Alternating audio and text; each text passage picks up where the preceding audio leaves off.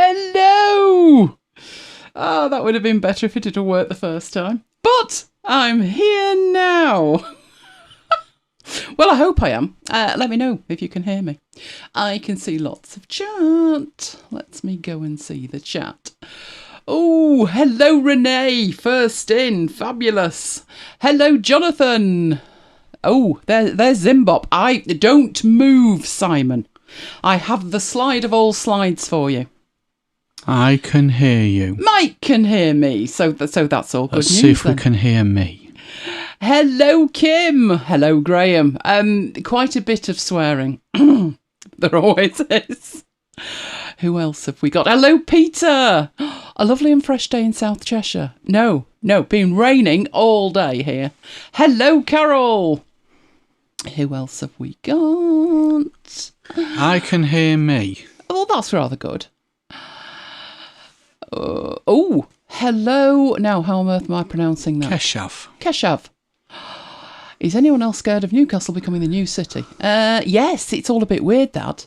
I know the Newcastle fans are celebrating, but I guess that's more because their club has been saved. It could be the beginning of the end. Who knows? Obviously, we've got our own problems at United that's best not spoken about. Oh, the Glazers. Gotta love them. Or not. Hello, Paul. Hello, Deb. Oh, it's Brilliant Sigma. Which one is? Keshav. Ah, excellent. Using his other account. See. Oh, Peter says can hear me. Excellent. Hello, Patricia. And who else have we got? Hello, Per. Is that how we're pronouncing that? That's Swedish, isn't it? Hello. And I think I'm up to date. Hello, Debbie. Excellent. Right. Manchester's famed for its moisture content. Oh, yes. When the world is in dire need of water, we're going to come into our own in Manchester because we've got plenty of it. Absolutely plenty of it. Right. Some guy called Zimbop who I've never heard of. I've got a slide. I've got a slide for Zimbop. Right. Before we start, I am doing things slightly different tonight, so anything could happen. If it's a success, I'll share it later. If it's not, we'll forget it ever happened. So, first thing I need to do is make sure that all of this is working, which would be amazing, wouldn't it? Right, so let's do that. We've done that now. And let's do that. Let me know, Mike, if the screen dimmed ever so fractionally, because if it did, we're running on gas. If not, we could have problems. So let's leave that there and move on, and fingers crossed. It's moving here. If it's moving for you, awesome. So what have we got? Loads to share. In fact, it's going to be difficult to squeeze it all in, but we will. We're starting off with a week at MacBites headquarters. What a week it's been. Talking of rain in Manchester. I think I know why it was raining in Manchester. Then we got the Vivaldi update. Loving that, because they've updated one of my favourite features. Tables have been added to Craft, but possibly don't get excited. Depends on what you wanted to do with them. Then there's some Biggles Niggles. Yes, more Biggles Niggles. But there's also good news on the Biggles front. We're looking at Bartender 4, and then we've got a build with me, a genuine build with me. This has got to go to the printers on Monday. So it better be right, because I've not got time for it not to be right. And then Mike's looking at the Excel data model. I remember trying to teach you the Access data model. I remember that. We had a diagram on the wall next to the bed, didn't we? We did. And you weren't allowed to go to sleep until you'd rattled through the data model. Oh, life with me is never dull, put it like that. Then we've got Mastering Scrivener, and we have automations, and of which there's quite a few, and an introduction to the compile feature. All of that before the unboxing, which is half an unboxing, but definitely worth it. I say half an unboxing. The product is still in the box, but the box isn't in an Amazon box because I needed to see if it worked and I couldn't wait. But it's definite. I foresee some people will be buying. Brilliant Sigma wants to know about Zettler and Scribus later. Oh, right. Zettelkastening. That's the end of a series on notes, that, isn't it? It's not the start of something, that. But there you go. That is what we have tonight. So, your first job. What has Amazon done to you? What has Google done to you? We're broadcasting in 1080p. It had me this week at 240. So I'm looking at this video and I'm thinking, no, 480. 480 it was. And I'm thinking, God, this is blurred. So I went down to the cog in the lower right-hand corner, and guess what? It'd been recorded at 480. I need one of those wah, wah, wah sound effects because it was really bad. And he was actually demonstrating something. So what he was doing was great, but the 480 bit, no, it could have been better. Anyway, what we got next? It was Saturday. No, hang on. No, that's what we're up to. Patricia's on 144. Now that's bad. I don't think it goes any lower than that, does it? While you're down there checking what we're broadcasting at and what you're watching at, can you give us a like? Because it really makes a difference with YouTube.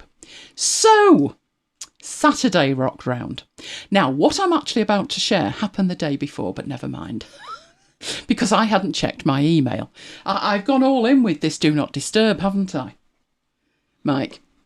So I don't know anything that's going on unless I actually go in. I'm not even getting the notifications on the home screen. It's bliss. It's like I'm in a post-apocalyptic world, until I realise people are trying to get in touch with me and I have no idea about it. And if that's the case, I do apologise.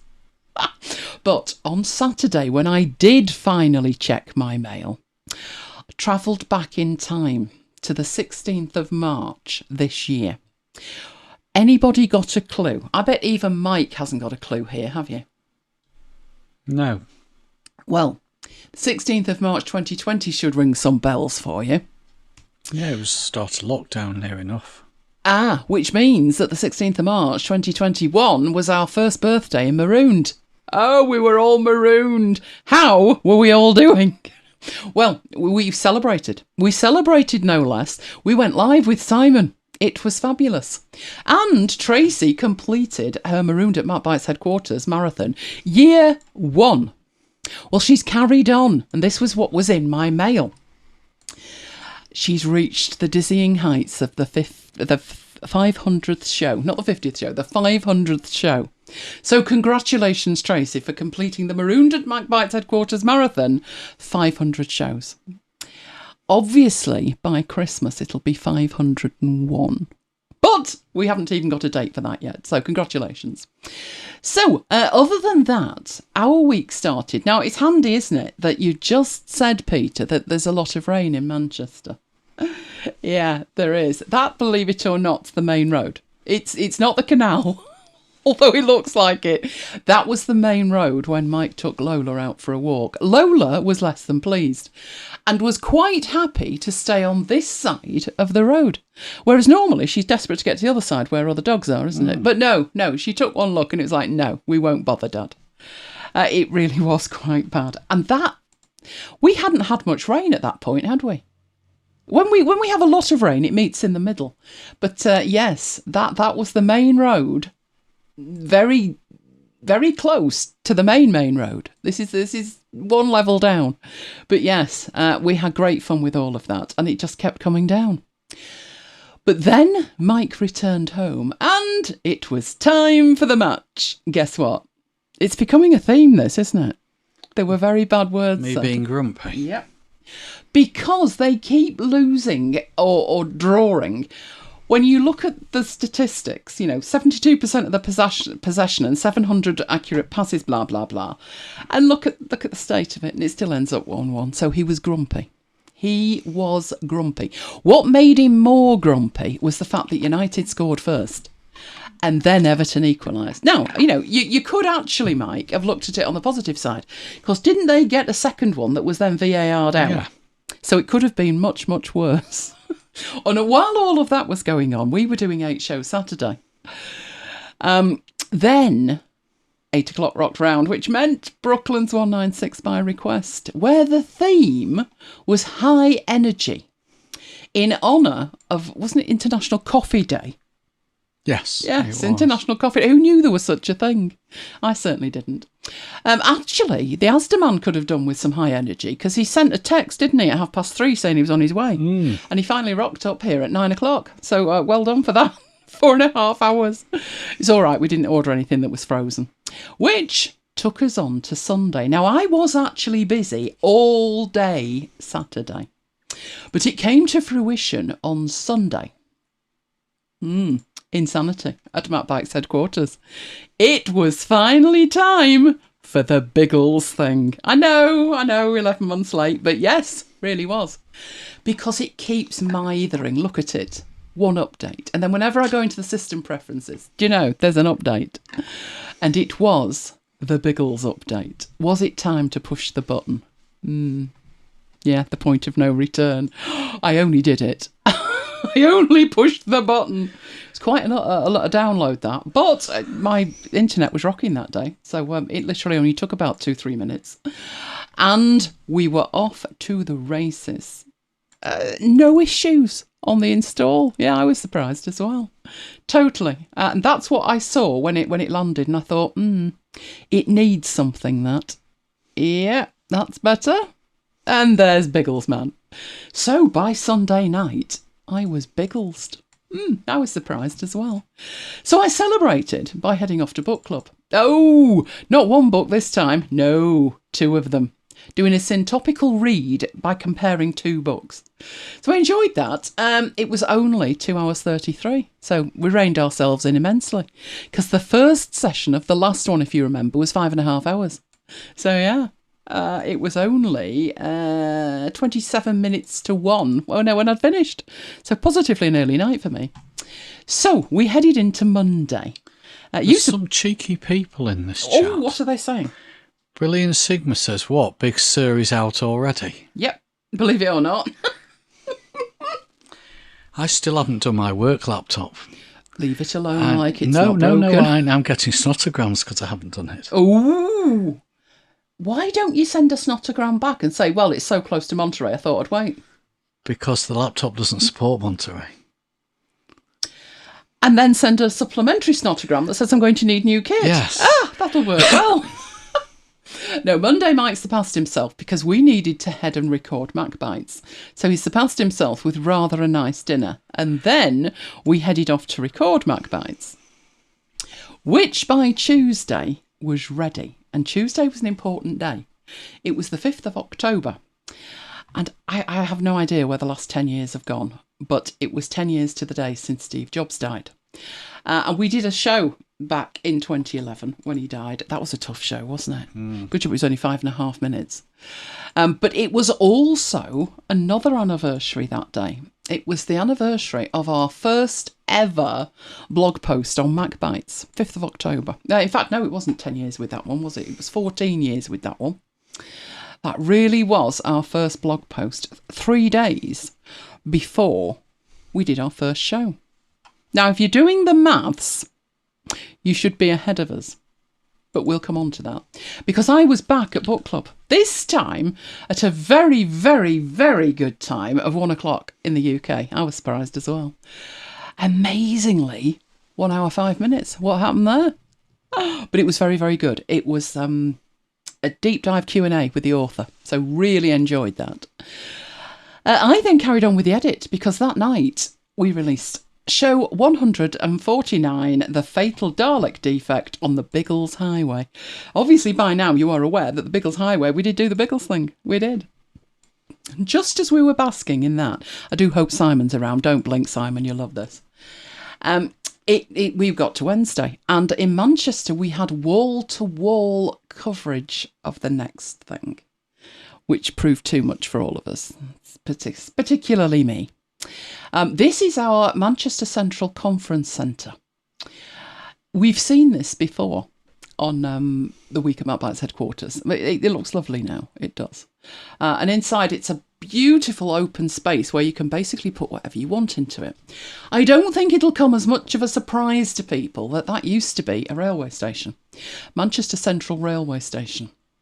And I remember visiting welcoming my uncle to Manchester, going in there. So yeah, that's what it used to look like.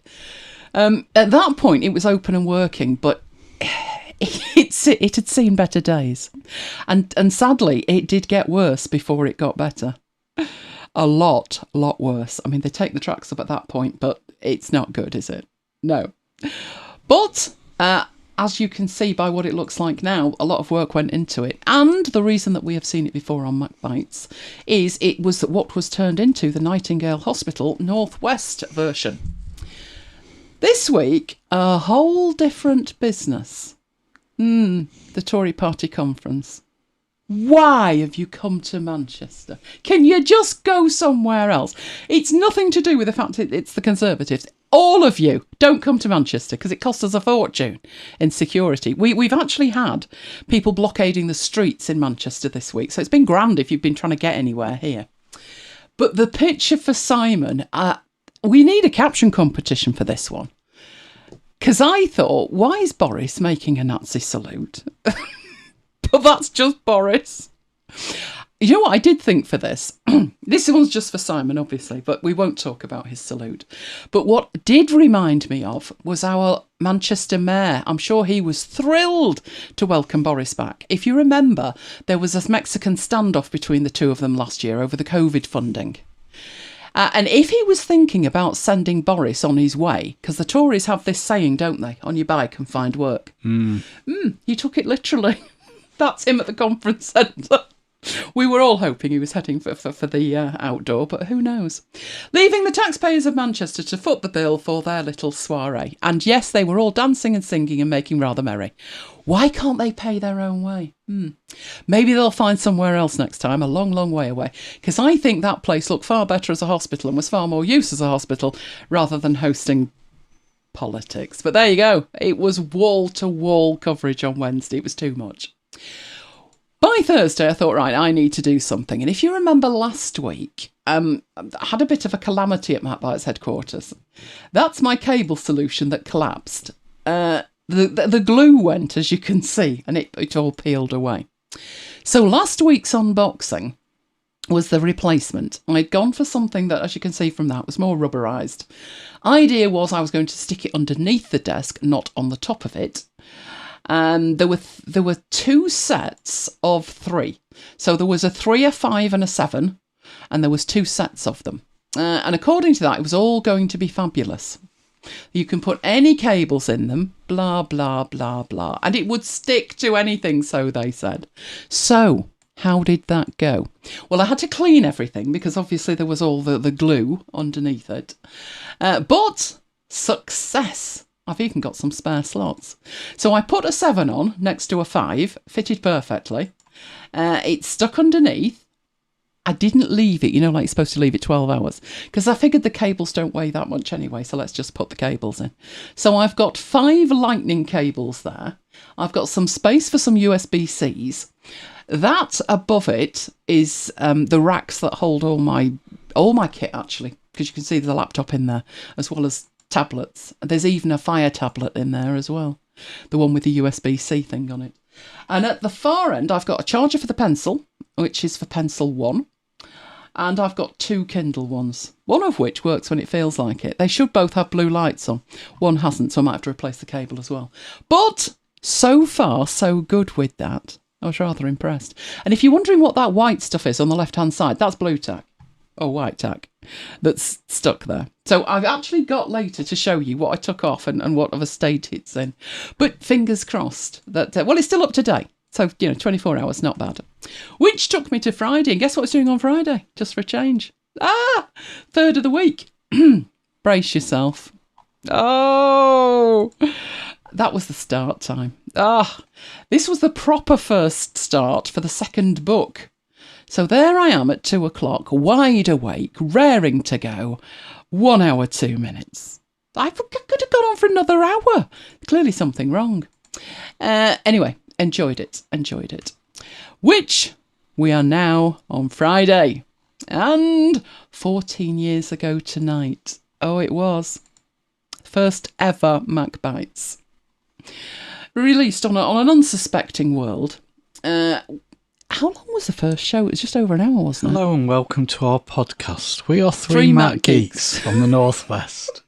I think you said Northwest of England. And then we all introduced ourselves. I'm Mike Thomas.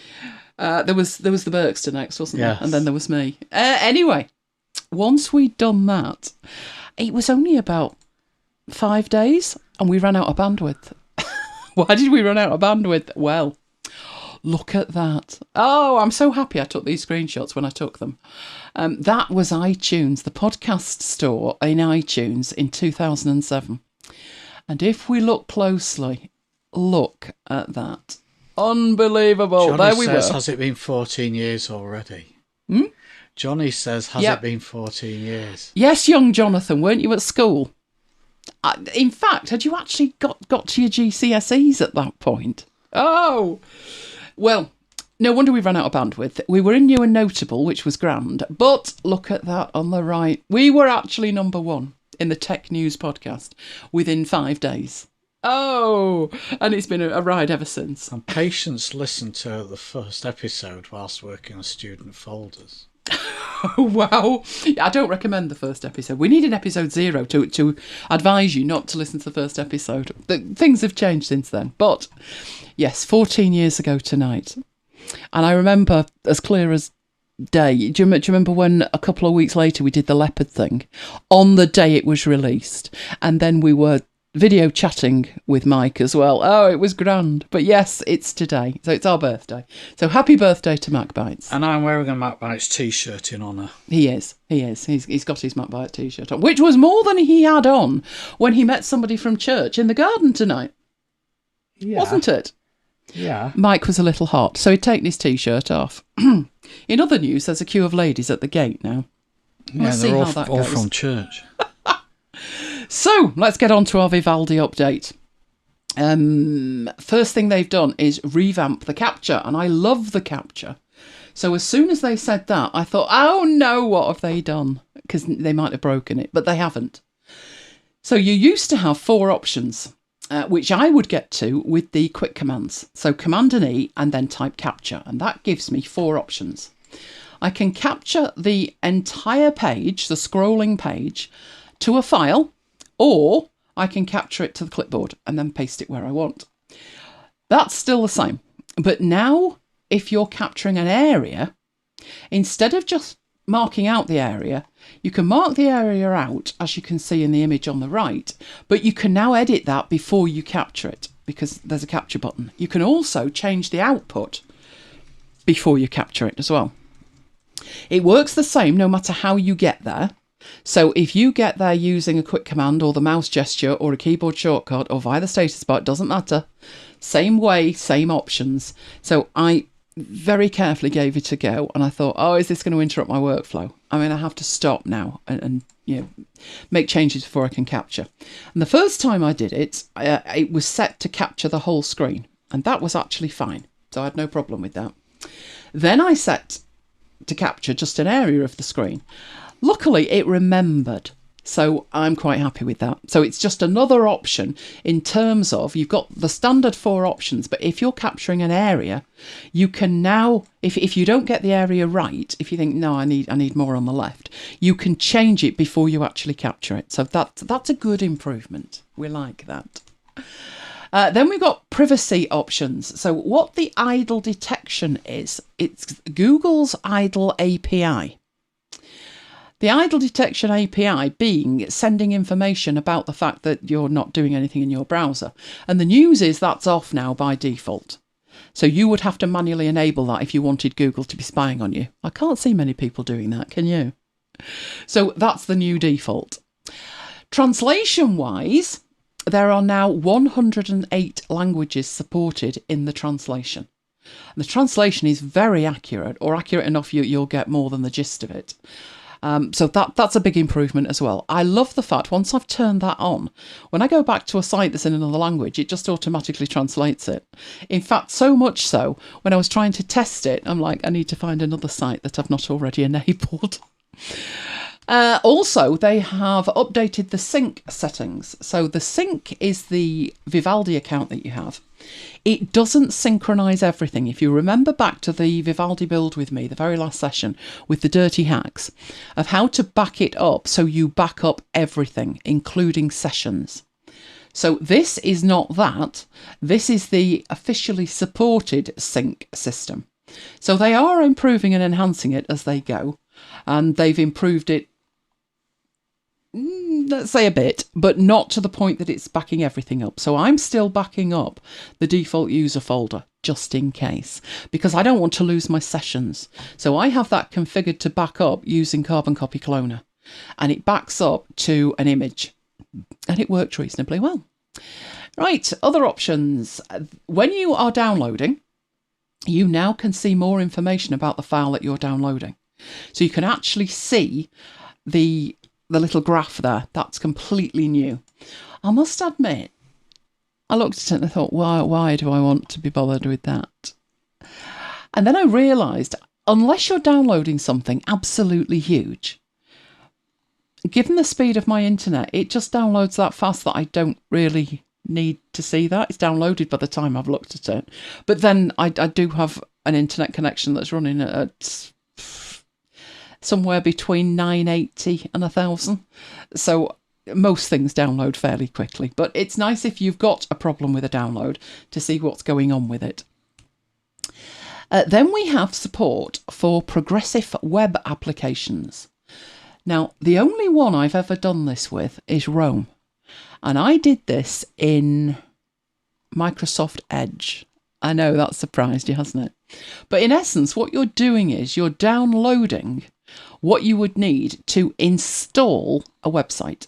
And what it means by install is, with Roam, for example, it downloads what you need, so it doesn't have to constantly re-download content.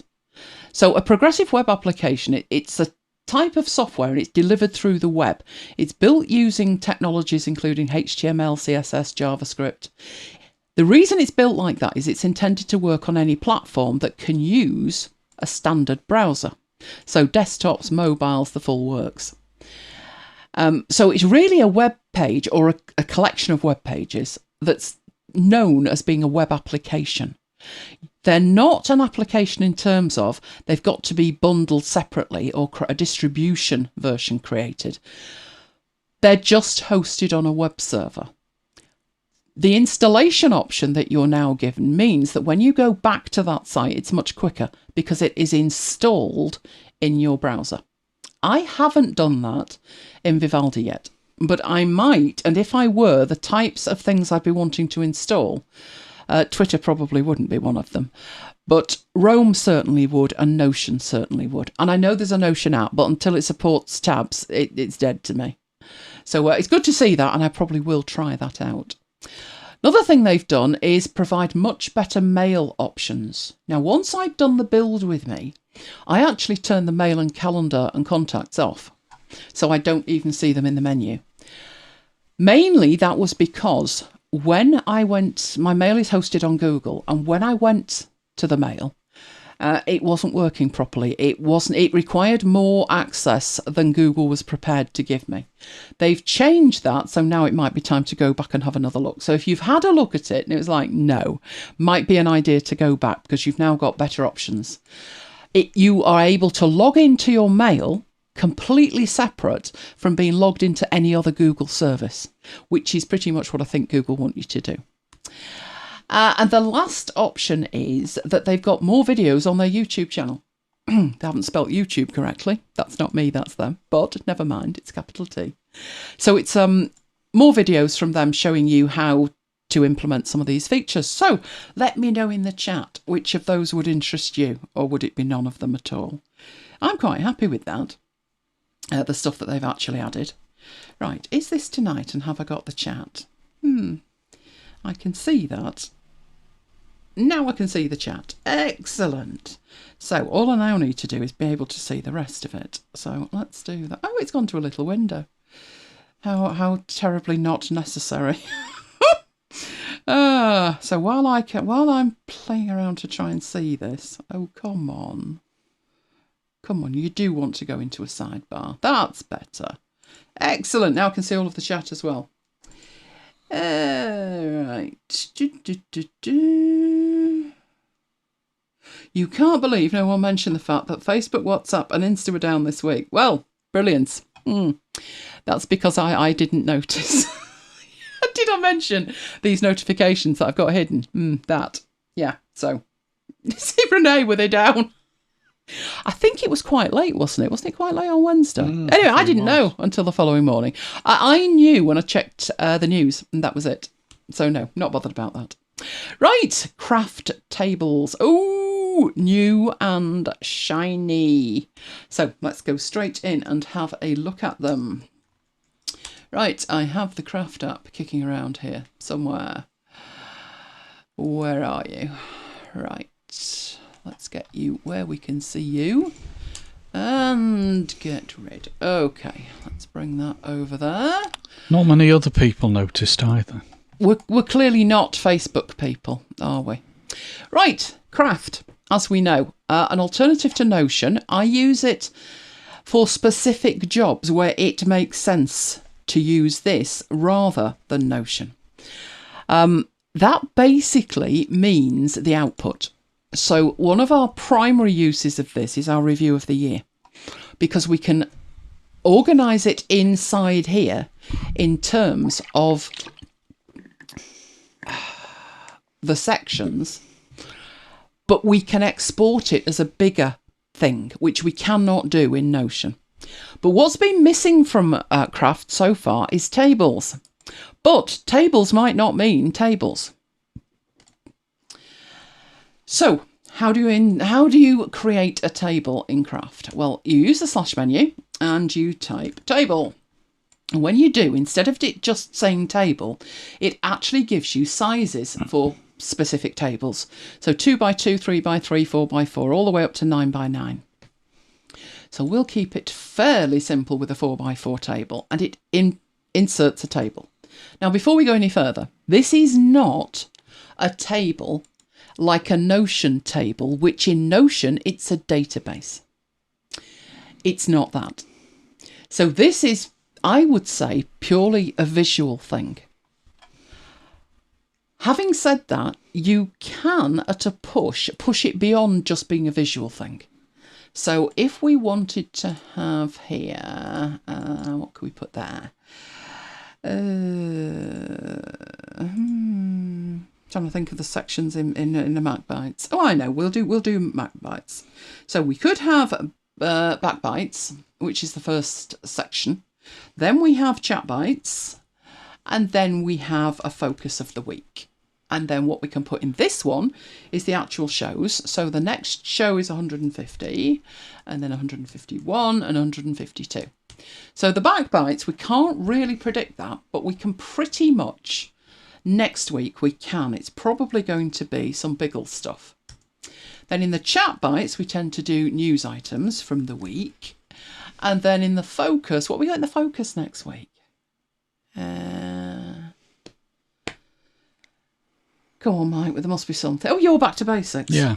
Back to basics. Isn't it notes this week? It is notes. Right, so we can put back to basics and we can put notes. So this is the kind of thing that you can do. That to me is all very well. But as I said to Mike, it's kind of a nicety and not much else, because it's not a database system. So I can't drill down into 150 and then put detail in it. It's a kind of visual thing.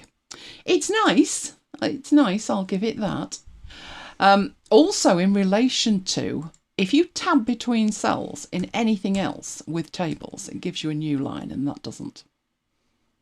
You can insert it. So you've got the fact that you can edit the table, inserting rows, inserting columns. You can move the content of it up, down, left, right, and you can delete it. So I want to insert a row, and then I've got an extra row at the bottom. But I feel it's very pretty. It's very smooth. But to me, it's a little bit lacking. But it can do quite a lot if what you want is just the visual of it. And you argued with me, didn't you? And you said you didn't think it mattered that it's not like a full spreadsheet thing. That it's more for display. Yeah. So, yeah, maybe I'm just expecting too much. However, you can make it look really pretty. So over here on the info panel that flies out from the right, if you're on the A, which is the styles panel, you can change in here how many rows you've got. So you can add extra rows in there and take them away. So that's quite nice. Rather than fiddling and right clicking, I think that is quite nice. You can add extra columns and so forth. Then we've got bold, italic, etc. But the interesting ones are down at the bottom here, where you've got the cell fill colour. So you can go in there and choose a colour for a particular cell. So if, like the back to basic notes, you wanted a particular one, you could do that. Have you noticed there's no lemon? Well, unless you count that, which is that pasty, you can't see it. But of more significance, as far as I was concerned, was the alternating row colour. So if I go in there, want something fairly, mind you, we need to see it, don't we? That's nice. That's really, really nice. Or you could have it pink.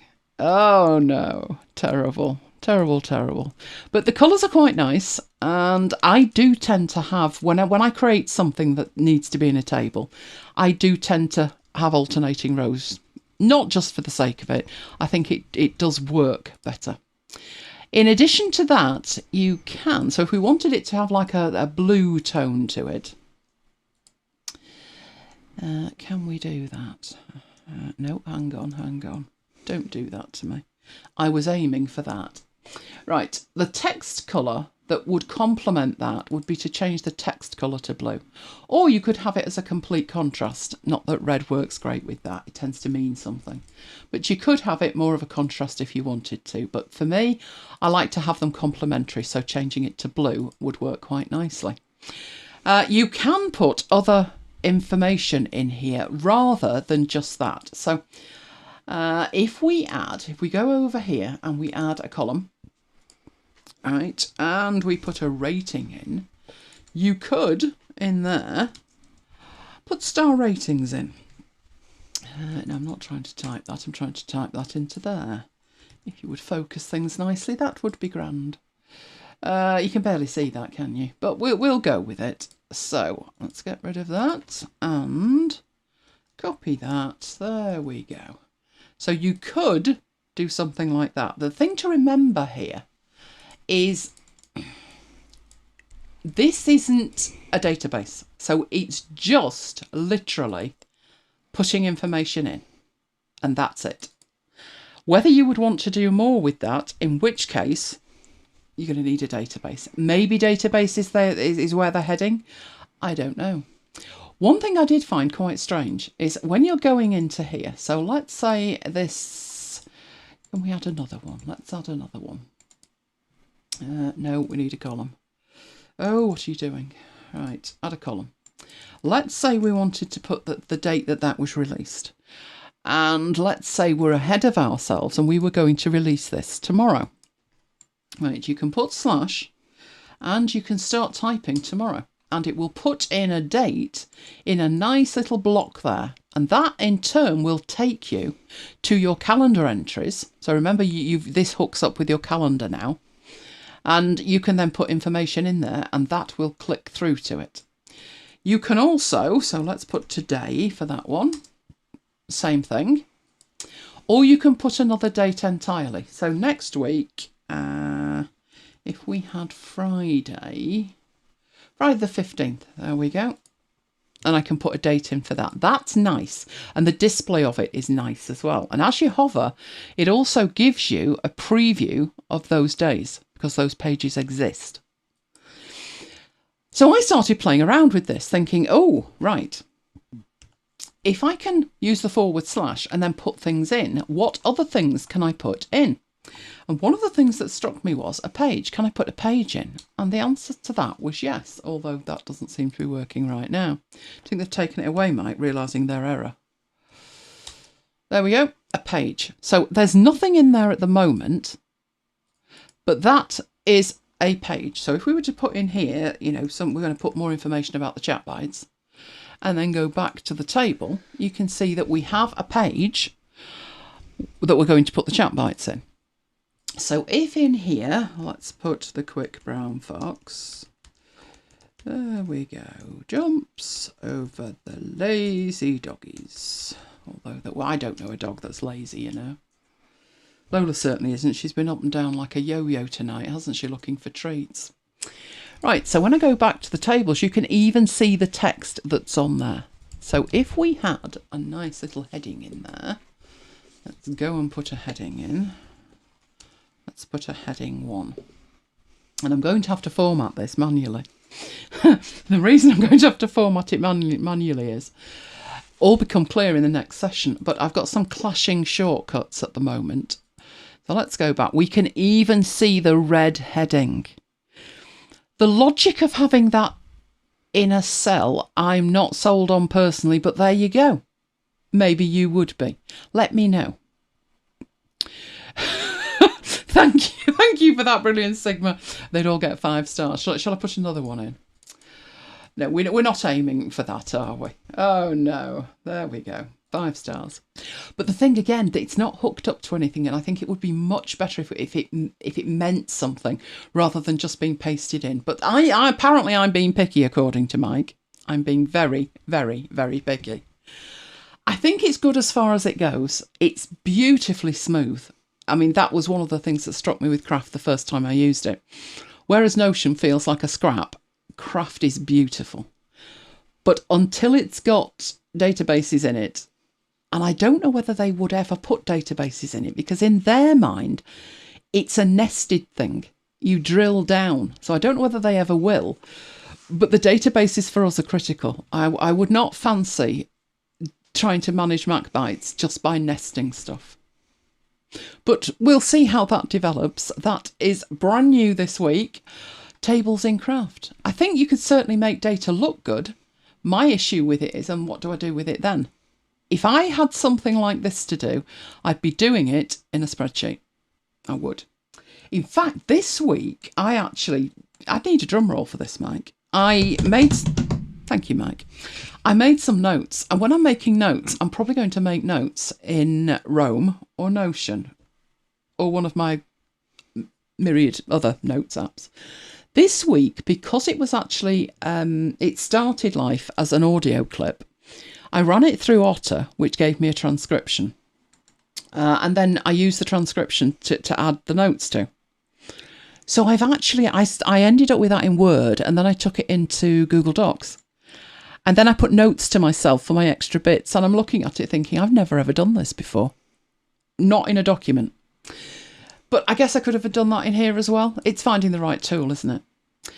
Oh, right. What's going on over here? I saw something. Right. I should do a 30-day challenge using open source software. Oh, my. No, I definitely don't. No. But you said I should do a 30-day challenge for Obsidian. Oh. Do you know that Ship 30 for 30 is sailing again tomorrow? And I don't know whether I'm going to join or not yet.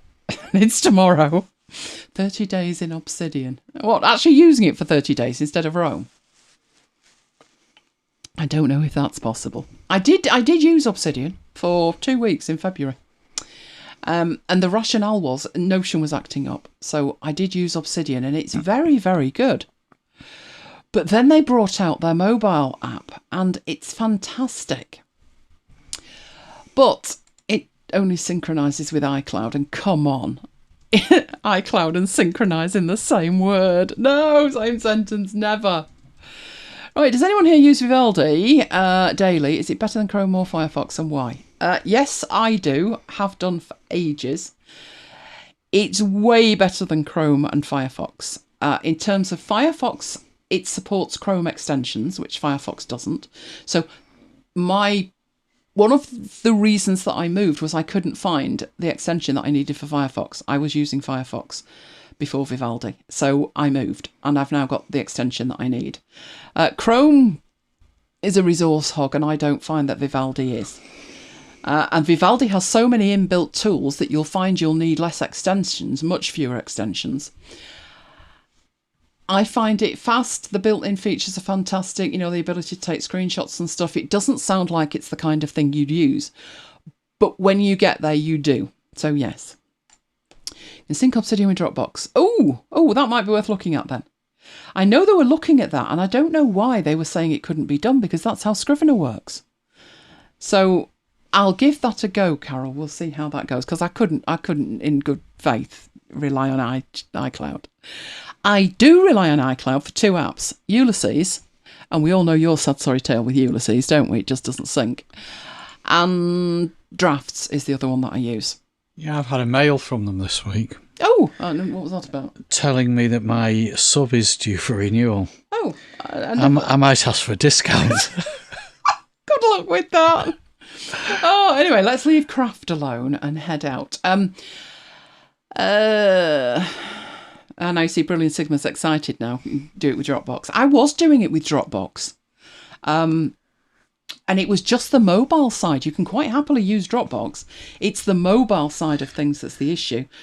The mobile one only synchronises either with their sync service, which is a paid-for thing. I think that's $36 a year, or iCloud. And I wasn't prepared to get iCloud involved in anything else. I'll have another look at it. Per wants to know if I use Vivaldi. When he remembers. Yeah, you're best describing that. I'll shame him into it yet again.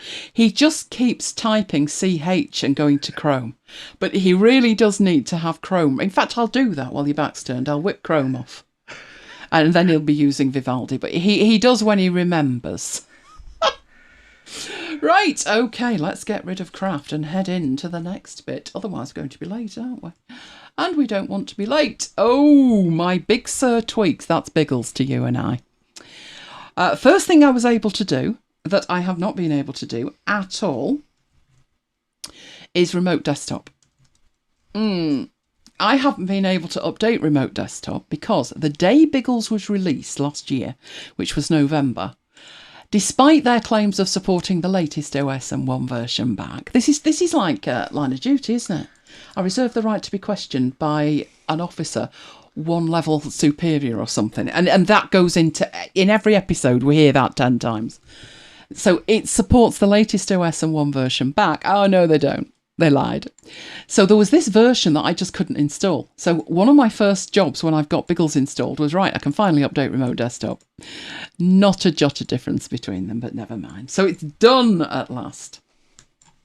The next thing was WebP support. Now, I've only got to mention WebP to Mike, and he has a meltdown. Me? Don't you? No. WebP is You're hideous. the one that has the meltdown. Oh, come on. It's hideous. WebP is a graphics format. And the idea of it is it's good quality and really tiny file sizes. So it sounds great. The problem with it is nothing will read it. So you try and do a quick look. You can't see the images. You open it and it says, no, there's nothing going to open this. Now, actually, that's a lie. Affinity Photo will open it. But it's such a heavy lift just to preview an image. You can't drag and drop them into the Mac version of PowerPoint or Keynote. So I've got to convert anything that I want from WebP. It was such a pain that I just didn't bother. I'd just take a screenshot of it. If I can see it, I can screenshot it. So why are they making this big fuss about having WebP? Anyway, no problems now. WebP is supported both by Quick Look and the Preview app. So that's a problem solved. Then there was things that were broken for me. So one was in the print dialog. At the bottom of any print dialog, there is a PDF option to save it as a PDF. And I had mapped at system level a shortcut for that, which was Option S. So I would Command and P, Option S, and I'd have a PDF. Only it stopped working. It stopped working when I installed Catalina. And I did go in and have a look at it and think, why is it broken? And then I left it alone. Well, it's working again. So it shows you that the Option S is assigned to it and it's working again. So that was clearly a Catalina issue. Another issue I had was with the calendar app. So I'm talking about the built-in Apple calendar app.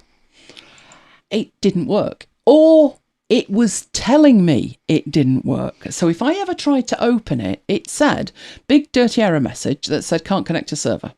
OK and cancel.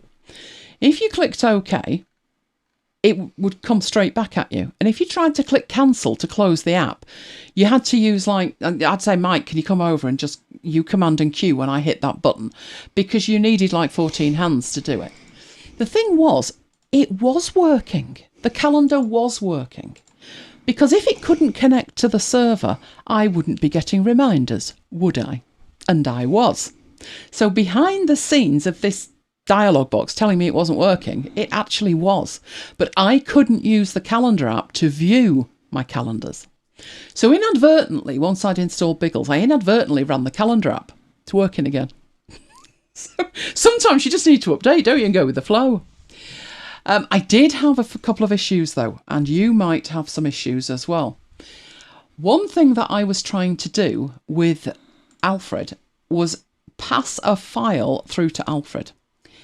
And this dialog box was coming up, and it's like, that's not what I want. But that was because the shortcut key that I'd used had been grabbed by Biggles for enabling dictation. So instead of actually doing what I wanted it to do, it brought up a dialog box and it said, do you want to enable dictation? And the answer to that 100% of the time was no. Eventually it said, do you want to turn this off? And I thought that'd be good. But even when I turned it off, the shortcut key that I had set up for it still didn't work. So what I had to do was turn it off at system level in the keyboard's system preferences pane, and then go into Alfred, and what I had it allocated to do was enable the universal actions. So when I double tapped the control key, I wanted it to take whatever I had and send it through to Alfred, and I had to take away the hotkey and then add it back for it to work. So just one of those little niggly things. Once I'd set that up again, I was good to go. The biggest problem I had with Biggles, and I have had Biggles on my laptop since last November, it's a love-hate relationship, was the clock. What they did was, the notification centre used to be just a couple of lines. And I loved the fact it was so tiny. I wasn't happy when it first arrived, because if you remember, before the notification centre icon, we had the spotlight icon, and you could turn that off. And I turned it off. And I wanted to turn off the notification centre icon, but you're not allowed to turn that off. Can't be done. So I had to learn to live with it. But it's worse on Biggles, because now the notification centre icon's gone and you're left with the clock and the date, and it's huge. So it had to go, but you can't disable it. So in the dock and menu bar system preference pane, the only thing you can do is turn it into an analog clock. That's the tiniest display that's possible. And I'll show you this when we actually go into it. But that's the only option that I had. So that was what I did. But that meant I couldn't see. Well, I can see the time, but I'm looking at an analog clock. I couldn't see the time displayed digitally, and I couldn't see the date either. But I didn't want the date to say like Friday, 8th of October, because it's too big. So because of that, I use an app called The Clock. And that puts back the time in a digital format, but it adds the date in a nice little tear-off thing, like a diary. Love that. The other thing, that's the bad news. So these are the fixes, but the bad news is Quick Look's broken. Now, it's broken for me, it's broken for Mike. It will be broken for you if what you do with it is what we're doing with it. So I will show you in what way it's broken. Daniela says, is there a way to see bigger fonts with the 27-inch iMac? Sometimes display fonts are so small. Yes, there is. So let's go into the system preferences and have a look at that. That's right, open it up on the wrong screen, why don't you? You have a few options in terms of that. First off, in your general, didn't they have a size thing? This is the icon size. So you can change the icon size to make them bigger to see that. I think they might have moved the text size thing into accessibility. We've got zoom options, which I do use, but I don't use them anymore. Well, I can use them if I'm demonstrating, but it gets messy. If it's one tiny thing, you can picture it with the control key. There you go. You can bring one little bit up by enabling it, and then as you move that, you can zoom in. But you have to picture that, and I don't tend to have it picture in picture. I tend to have mine full screen. But if I were to try and do that now in full screen, what would happen is the entire screen would move forward and YouTube would be like, what are you doing, woman? And the display would go mad. So I don't generally have that enabled. We should have in here font size. I tell you what, let's go back here. Where have they stuck it now? Cursor sidebar. So it doesn't have text size, does it? I thought there was if anybody knows, let me know, because I'm sure it used to be in there. I would have expected it now to be in accessibility, but they will keep moving things. I'm not seeing anything for text. It can talk to you. You can zoom in manually. What have we got in here? Got a menu bar. You can do that. So you can change the colours, motion, transparency. You have the menu bar large, but that's not the text, is it? You used to be able to, and I used to know where it was, but they might have moved it. I can't see them deleting it. It'll just be to annoy me. You can certainly make the mouse and trackpad bigger. I agree. Maybe get some glasses. I'm wearing glasses at the moment. Do you know, when I was in my 30s, it was like, no, I've got 20/20 vision, never going to need glasses. And now I'm like, wearing my glasses, Mike. Right, let me show you what I did with a clock, because it's not obvious what you do with a clock. And if I found that, I will have a look, Daniela, because you used to be able to do it. View. View what? View. Where are you? System preferences view. No, that's not going to do that. View in the Finder menu bar. This might only apply to Finder, though. You can certainly change things in the interfaces of certain applications. Yeah, might just be in Finder. Renee says you could enlarge the size of everything in screen settings. Right, let's have a look at that. I really shouldn't do this, should I? Do you mean displays? Do we mean displays? There's the scale options here that drive me insane. Because don't we now have... Mine is scaled. And I can't touch this because it will break, basically, if I fiddle with that. But I think in Biggles, you can't hold the option key down and see the details. But that's fine, because I've got Resolutionator. So one option would be something like Resolutionator. Or Renee's option, which is just go in here and change these, but that changes everything, not just the font. Resolutionator's probably a better option. Again, I can't really go into it that much. But Resolutionator, I can go in that far, and I can show you what that would look like. Right, Resolutionator lets me set the sizes for all my monitors. So I have a left monitor, a right monitor, and a centre monitor. I can change the other two at the side, which are showing at 4K. But the one in the middle is the iMac that I'm working with now. So what I do with that, the default for this is in blue, which is 2560 by 1440. But when I'm broadcasting, I change it down to 1600 by 900. Now, Resolutionator will actually tell you the resolution, which is different now from this thing where basically you've just got to guess whichever one. Yeah, do you want a bit larger text? Do that one. But it does make your screen much, much smaller, but it would solve your problem in terms of the text. But Resolutionator is something like $3, and it's absolutely amazing. It just makes it much faster to switch. It also tells you what size it is, which this doesn't. It will let you set sizes that technically your monitor doesn't support.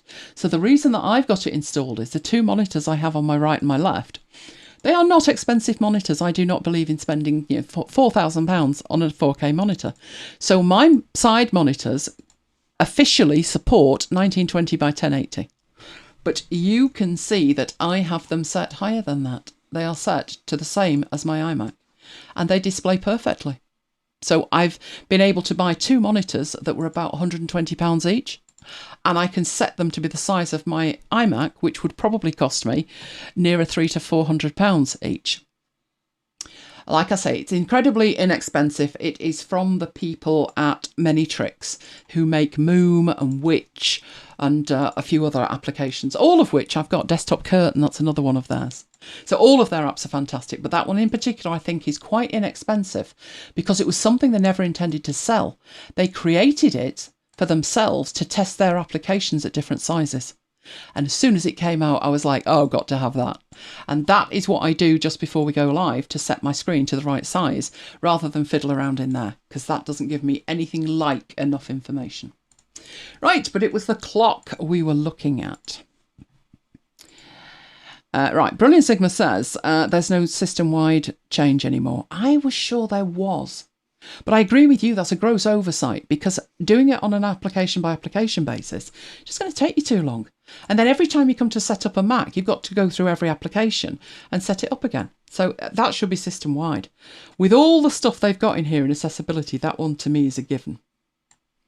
But we are talking about this up here.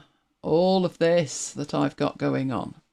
And I deliberately, at the moment, have not made that many changes to this, apart from the one that definitely had to be there. So, when initially this is set up, I'm going into Dock and Menu, and I'm going down to Clock. Initially that was set to digital, and it was showing the date and the day of the week, and that's why I can't be doing with it. Look at that. So it was showing me all of this over here. Now, I didn't want the date. The time I could live with, but I didn't want the date. I wanted the date to show like this date that looks like a desk calendar. So I thought, well, that'd be easy. All I've got to do is take away the day of the week and take away the date. And then I can have the desk icon, as a number next to the time. No. It wouldn't let me do it. It wouldn't let me put the date between these two icons, because these two icons do stuff. This is your notification center. So the clock is your notification center. And this is the control center. So I thought, well, that's a bit of a problem, isn't it? So what I decided to do was come in here and turn the whole thing off. You can't do that. You can turn that off. And you can go to analog, but that's as near as you can get to turn it off. Exactly, Brilliant Sigma. That annoyed me. And it also makes no sense, because I can have this. I just treat that not as a clock. I just treat it as an icon. So in my mind, instead of the old notification center with the 3 lines on it, that's that instead. This one is your control center. So in there, you've got your Wi-Fi, your Bluetooth. Basically, it's like an iPad. It's the swipe down in the top right corner. But notice that your Do Not Disturb is inside the control center. So if I want to turn Do Not Disturb on, and I've got Do Not Disturb on, that's what that little icon there is. That's annoying as well. Instead of this icon dimming, like it used to with the notification center, it shows yet another icon up there. And I'm OCD, don't move my cheese. Now I've got 3 icons, when before I only had 1. I had my notification center icon that gave me access to my notification center. It also enabled me to turn on Do Not Disturb, and it would dim the icon. And I didn't need 3 to do it. But now I need 3 to do it. So that's available from the control center. But when it comes to turning on the system-wide Do Not Disturb, 1 click, 2 clicks, 3 clicks to choose which one you want. So I've got mine set to always on at the moment. Well, before, all I had to do was hold the Option key down and click the notification center icon. But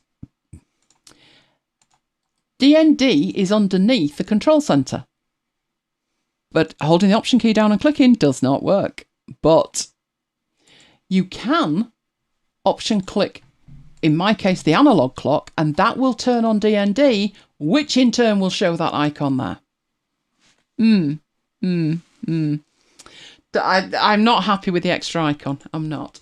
But that was as near as I could get to what I actually wanted.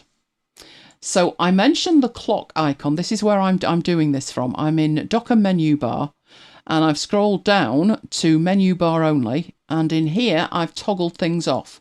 So I don't want to see the spotlight. I don't want to see the Siri thing. I don't want to see Time Machine. And I would rather not see the clock. But I've got to see the clock. Apparently, I'm not allowed not to see the clock. Darn it. When you're in here, what you do have is this giving you a preview of what it actually looks like. So that was as near as I could get with that. But to get my digital time and my date up there, I have an application called the clock,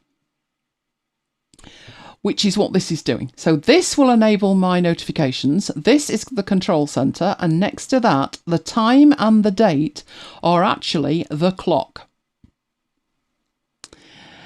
Brilliant Sigma says, isn't the keyboard shortcut easy to get in and out of D&D? You use Command and D. Probably. I'm just used to clicking that icon, and I think it's nice when the icon dims rather than putting another icon in there, but that's just me. So the clock is providing my digital clock and my date icon. Obviously, it does more than the default one. Brilliant Sigma. Are you crazy? Is it just you who likes to see the menu bar I think full? it is just him.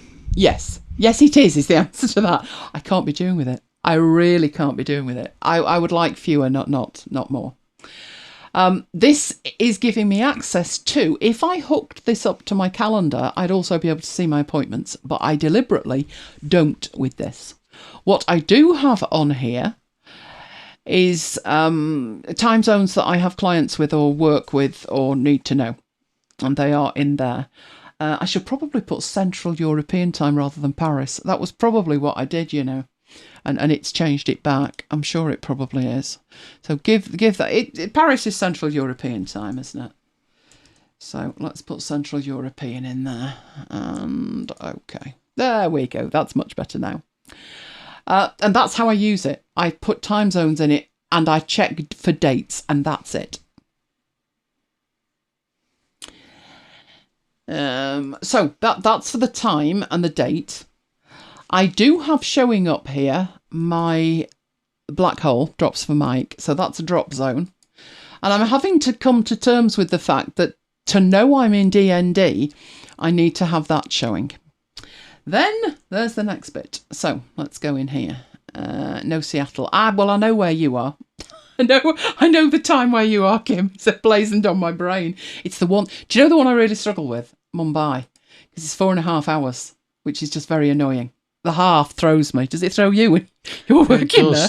Yeah. I'm always thinking 4 or 5 hours. You know, I just can't remember Mumbai. Does my head in that one, so I did actually add that. Right, I need to go there, don't I? Because the one thing I did need to update was Bartender, and I needed to update it from 3 to 4. So both of these are, I would say they're the latest version, but they're both available. Bartender 3 has been out for a good few years, but Bartender 3 is only supported on macOS 10.12 Sierra through to 10.15 Catalina. You cannot use 4 on those operating systems, and you cannot use 3 beyond that. So if you are on Sierra to Catalina, you're going to need Bartender 3. Bartender 4, which is the new one, it was in beta this time last year. I think it came out of beta around January time. The update was pennies. I think it was about £6.50. And you bought it this morning, so it was about, what, £12? £13, I think. £13. So it's worth every penny, trust me. But Bartender 4 is the one that you will need for Biggles and the full Monty. So what does that do? And it's very different. What is Bartender? Right, Bartender. Many years ago, Apple didn't give you any way to control the stuff that was up here in your menu bar. And it drove all of us insane. Apart from Brilliant Sigma, who collects them. I must admit, I did that when I very first switched to a Mac, and then I realised, no, that's not going to work. So this area that you've got up here is your menu bar, and you need to guard it with your life. Okay. So, there we go. Right. Yeah, there are certain things you cannot hide. So you cannot turn off the analog clock. You cannot turn off Control Center. Beyond that, you can control it. But to control it, not using what Apple give you, you need another app. Bartender's one, and it's paid for, but there are alternatives like Vanilla, where they're totally free. But they all do the same job. Their job is to enable you to determine what is up there and in what order you would like to see it. So I use Bartender, which is a paid for option. But as I say, there are free alternatives. So this little fella here is the Bartender man. Now, Mike actually uses that, don't you, with the 3 dots? I know, I've changed tonight. Oh, right. Because you said. Well, I've always used the Bartender head, but you can change the icon. But the essence of Bartender is you should only really, for your own sanity, you only really need to see the icons that you use a lot. So obviously, or that are showing you something, that are showing you a status. So if we look at what we've got there, I've got the analog clock I can't turn off, and I've got the control centre I can't turn off. But beyond that, I do want a digital clock, and I do want to see the date, and I do have a need to see this, which is drop zone, because I use that all the time. Then I need a way to access what's hidden. And what's hidden is when I click on the little man, all of the extra options under here. So we can see that Camtasia's running, I've got Skype running, I've got Snagit running, all of these options in Kim here. uses the bow tie. Is there a bow tie on its own? Yeah. No, I've always used a little man because that was the default when I bought it. And it's just in my head that's Bartender. But what it does is it gives you a secondary menu bar. So Bartender controls, it hides for you stuff that you're not particularly needing to use all the time. But Bartender 4 is so much better than Bartender 3, it's unbelievable. So the first thing that you're looking at that's different to Bartender 3, you do not need to see all of the crazy menu bars, you'll go mad. Oh, Carol, it'll change your life, trust me. You used to see with this, when you clicked on it, these extra hidden options used to pop up in the menu bar itself. And that's still an option. But I like them at the bottom. I think that's great, just hiding them underneath. But there's also things running on my system that maybe insist on showing me a menu bar icon that I just don't need. And I just want to hide them totally. And that is what Bartender lets you do. It lets you tend to the menu bar. So let's run Bartender 4 and have a look at how. So the first thing is, I would have that launch on startup. Absolutely. Now, the activation options are new. So it says activation by clicking on the menu bar. So if I'm up here, originally with version 3 and all the previous ones, to activate Bartender, you needed to click the icon. Simple as that. But now there's an option where clicking anywhere in here will activate your secondary set of icons, which is nice, except if you're in here and you are hitting just in the wrong place, and I think this is on certain applications, you could be between the menu and it would activate Bartender. So I'm testing this, clicking on it, as to whether that would be good. The second option, which was enabled by default, is just moving the mouse to the menu will show the hidden menu bar items. That's a bit too much for me. It's a bit quick. Now, I can change how long I have to hover, but I don't want that popping up just when I'm over the menu up there. So I turned that one off. I don't know whether I'll leave this click the menu on or off yet. I'm testing it. But both of these options are new to version 4. Right, then you have the option to use Bartender to show hidden items. So the hidden items it's talking about, it's actually giving you the information there. So saying that clicking a menu bar item in the Bartender will reveal it in the menu bar and activate it. It will also hide after 30 seconds. So that's the option here. If I were to come out of DND, it would take 30 seconds for that to disappear. Right, so that's that one. You can auto hide them after showing them, and I do want that to happen. And this is where we've been discussing the different icons that you've got. So Mike was using the ... I think the waistcoat one might be new, you know. I've always used the Bartender one. Kim's got the bow tie. Never used anything else. But you can even choose your own. But I stick with the Bartender guy. Used that for about 12 years now. Not changing it anytime soon. You can show the Bartender menu bar item. So if I toggle that off, he's disappeared. So you know, do you need to click that or not? Well, actually, if you're going to have it where you click on here, you don't need to waste space showing the bartender icon, do you? The hovering's insane. Kim left it on and it drove her crazy. That was my problem. The hovering had to go. The hovering definitely had to go. But I think it's interesting that you can toggle him on and off. Hooked up with another option, I might be persuaded to turn him off. Then you've got the show the hidden items divider, which is where you've got your items hidden and when you see them or not. This one is amazing. This one I will be trying, and I would love to have it set already, but I needed to reboot. So that wasn't happening. But what this gives you, what we've got up here right now, there's a huge gap between each of these icons. It's driving me insane. It wasn't that big. The gap wasn't that big prior to Biggles. And that's because it's using the macOS Big Sur default, which is like a huge gap. You can take it down to a small spacing, which all the previous macOSs used. Or you can have no spacing at all, and all of the menu bar items are really tight next to each other. Well, this middle one's looking appealing. Very appealing. But I'd need to reboot, and 5 to 9, not the time to reboot. But I think I'll turn this on because I'm finding these gaps. So it's these gaps that we're talking about here. We have a gap there and we have a gap there. They're just too big. Even that gap there, just too big. Waste of space. So I will be trying the middle one, which will turn it back to how it was on the previous OSs. Right, if you've got multiple screens, you can hide the menu bar items on the inactive menu bars. Well, I'm leaving them alone, so it looks the same on all 3 of my monitors. Then you can turn on Bartender 3 style if you want to, but I've left that off because I've thought, no, we've got to move forward. Right, those are the options with this.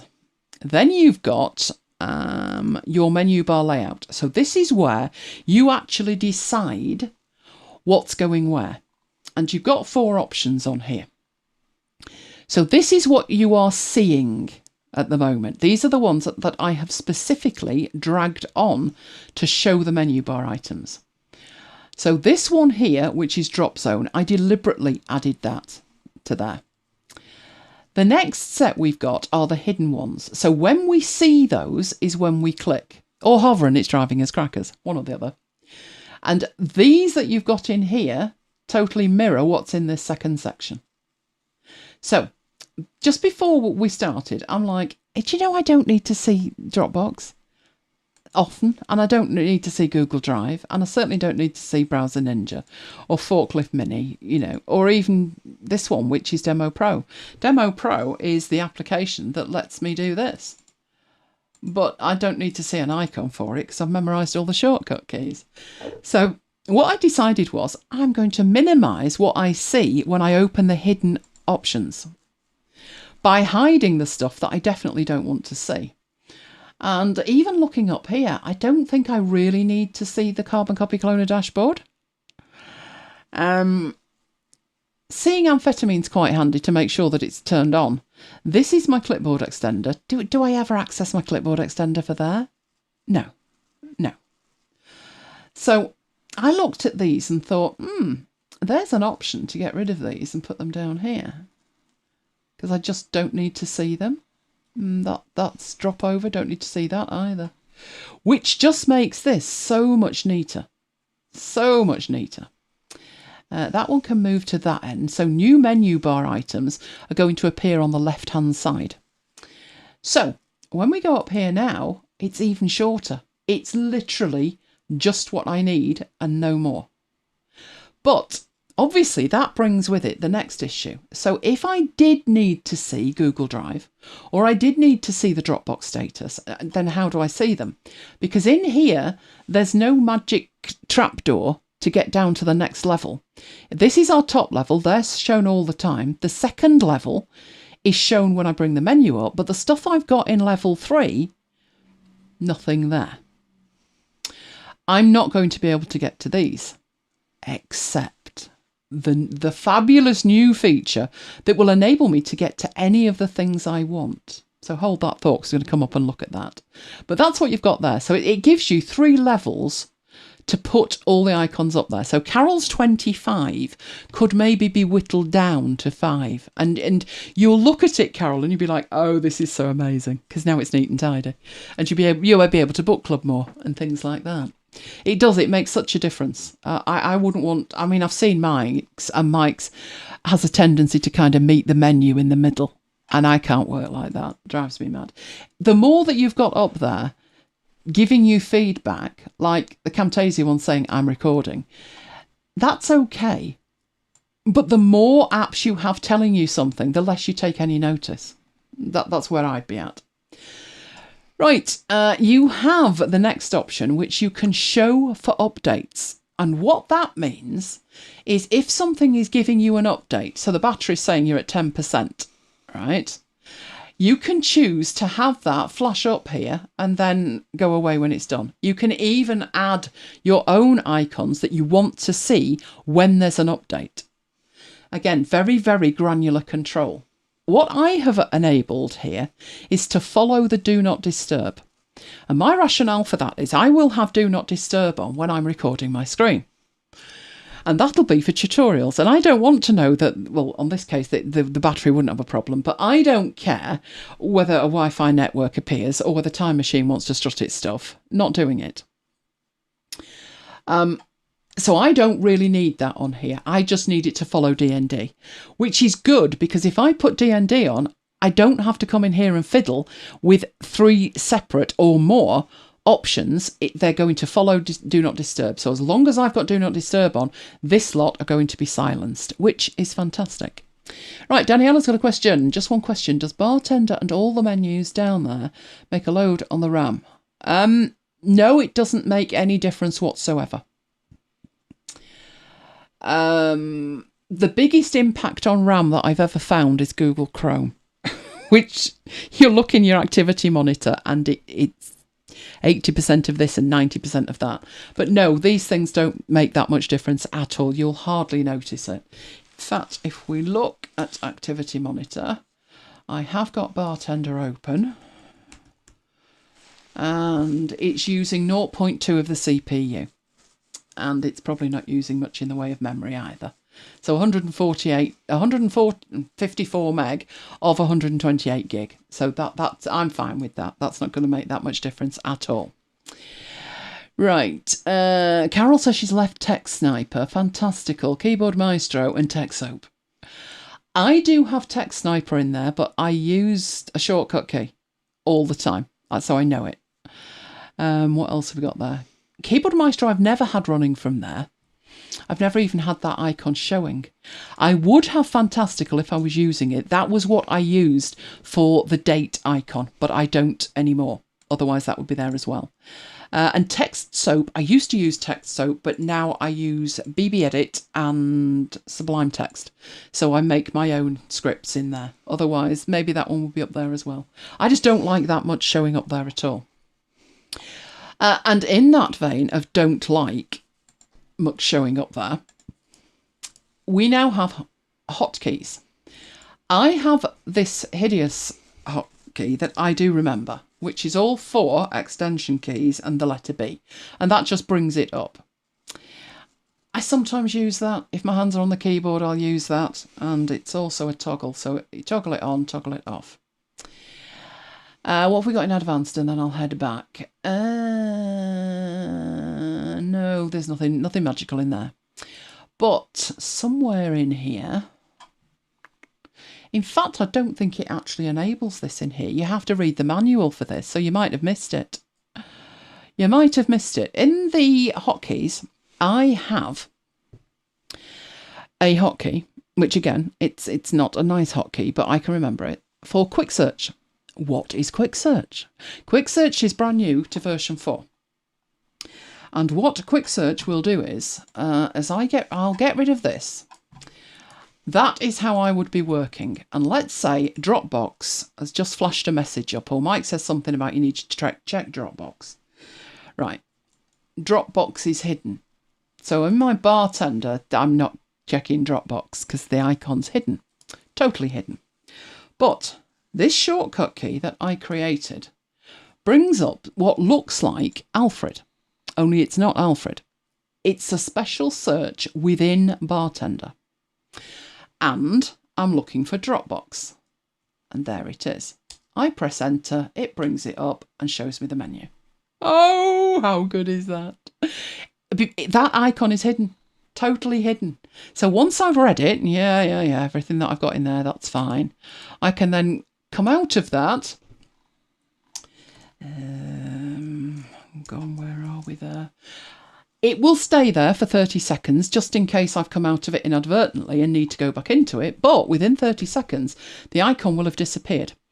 And that, let's bring up Bartender so we can actually see it. That quick search menu bar items means that you don't need to have those icons in Bartender's second menu.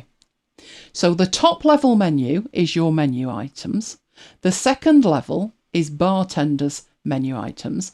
In the third one, which we have in here, always hidden, if you remember one single shortcut, you can have access to anything and everything that is in there. Yes, the Alfred-like search is a feature in Bartender. What I look at this and I think, why is this not better explained? Because it's not really explained at all in here. The only option you've got for it is a shortcut key. And it says quick search menu bar items. Well, that's fine, but what's the quick search? And it doesn't explain it. It doesn't explain it at all. But you can do one of two things. You can either learn one shortcut key, which is this one. So for me, it's all four. It's Shift, Command, Option and Control and the spacebar. And the reason that I've used the spacebar is I have Alfred on Command and spacebar. So all I know is, all I have to remember, Bartender uses all four option keys and then two others, either B or space. That's it. That's all I have to remember. Yes, Carol, I'll talk about that in a second because I've customised mine. So I will mention that in a minute. But this option to quick search is just stunning. So I've been able to hide a lot more of the icons totally because I can't remember the last time I looked at the Dropbox one. Probably it might put something on a file and I got a notification that I kind of half caught. That's like once in 6 months. So at that point, I can totally hide it, but access it with the quick search. Okay, the quick search got to be the best edition. The best edition. But let's head off back into here. Was this where I did this? Or was it down here? That's an interesting point. Where on earth did I change that? Or is it advanced? How on earth did I do that? That's interesting. Okay. The default way of doing it, which was somewhere in here.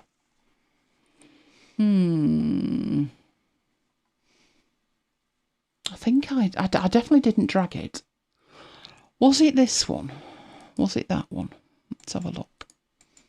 No, it wasn't that one either. I thought it was in here. So let me have a look. Did I have to drag it or did I go in here?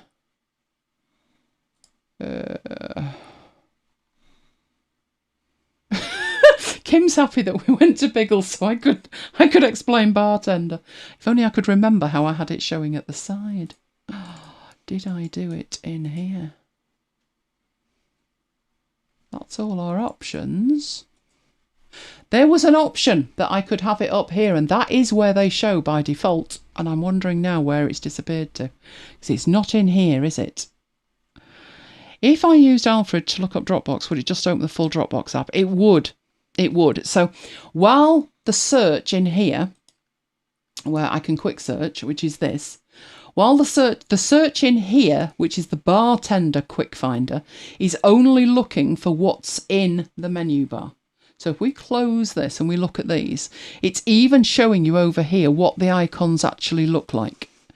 But it's searching everything, all of them. Oh, patience, we just call Big Sur Biggles. It's been called Biggles since the thing came out, since it was announced. But yeah, we mean Big Sur. the latest version of OS.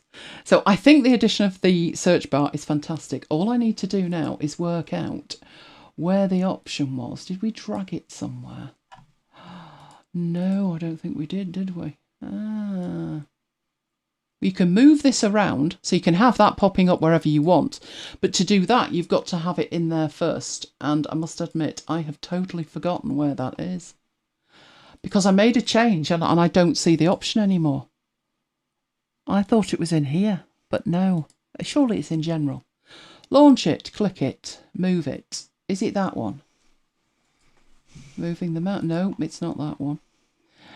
Bartender bar to show. Right, it could be that one. There we go, it's that one.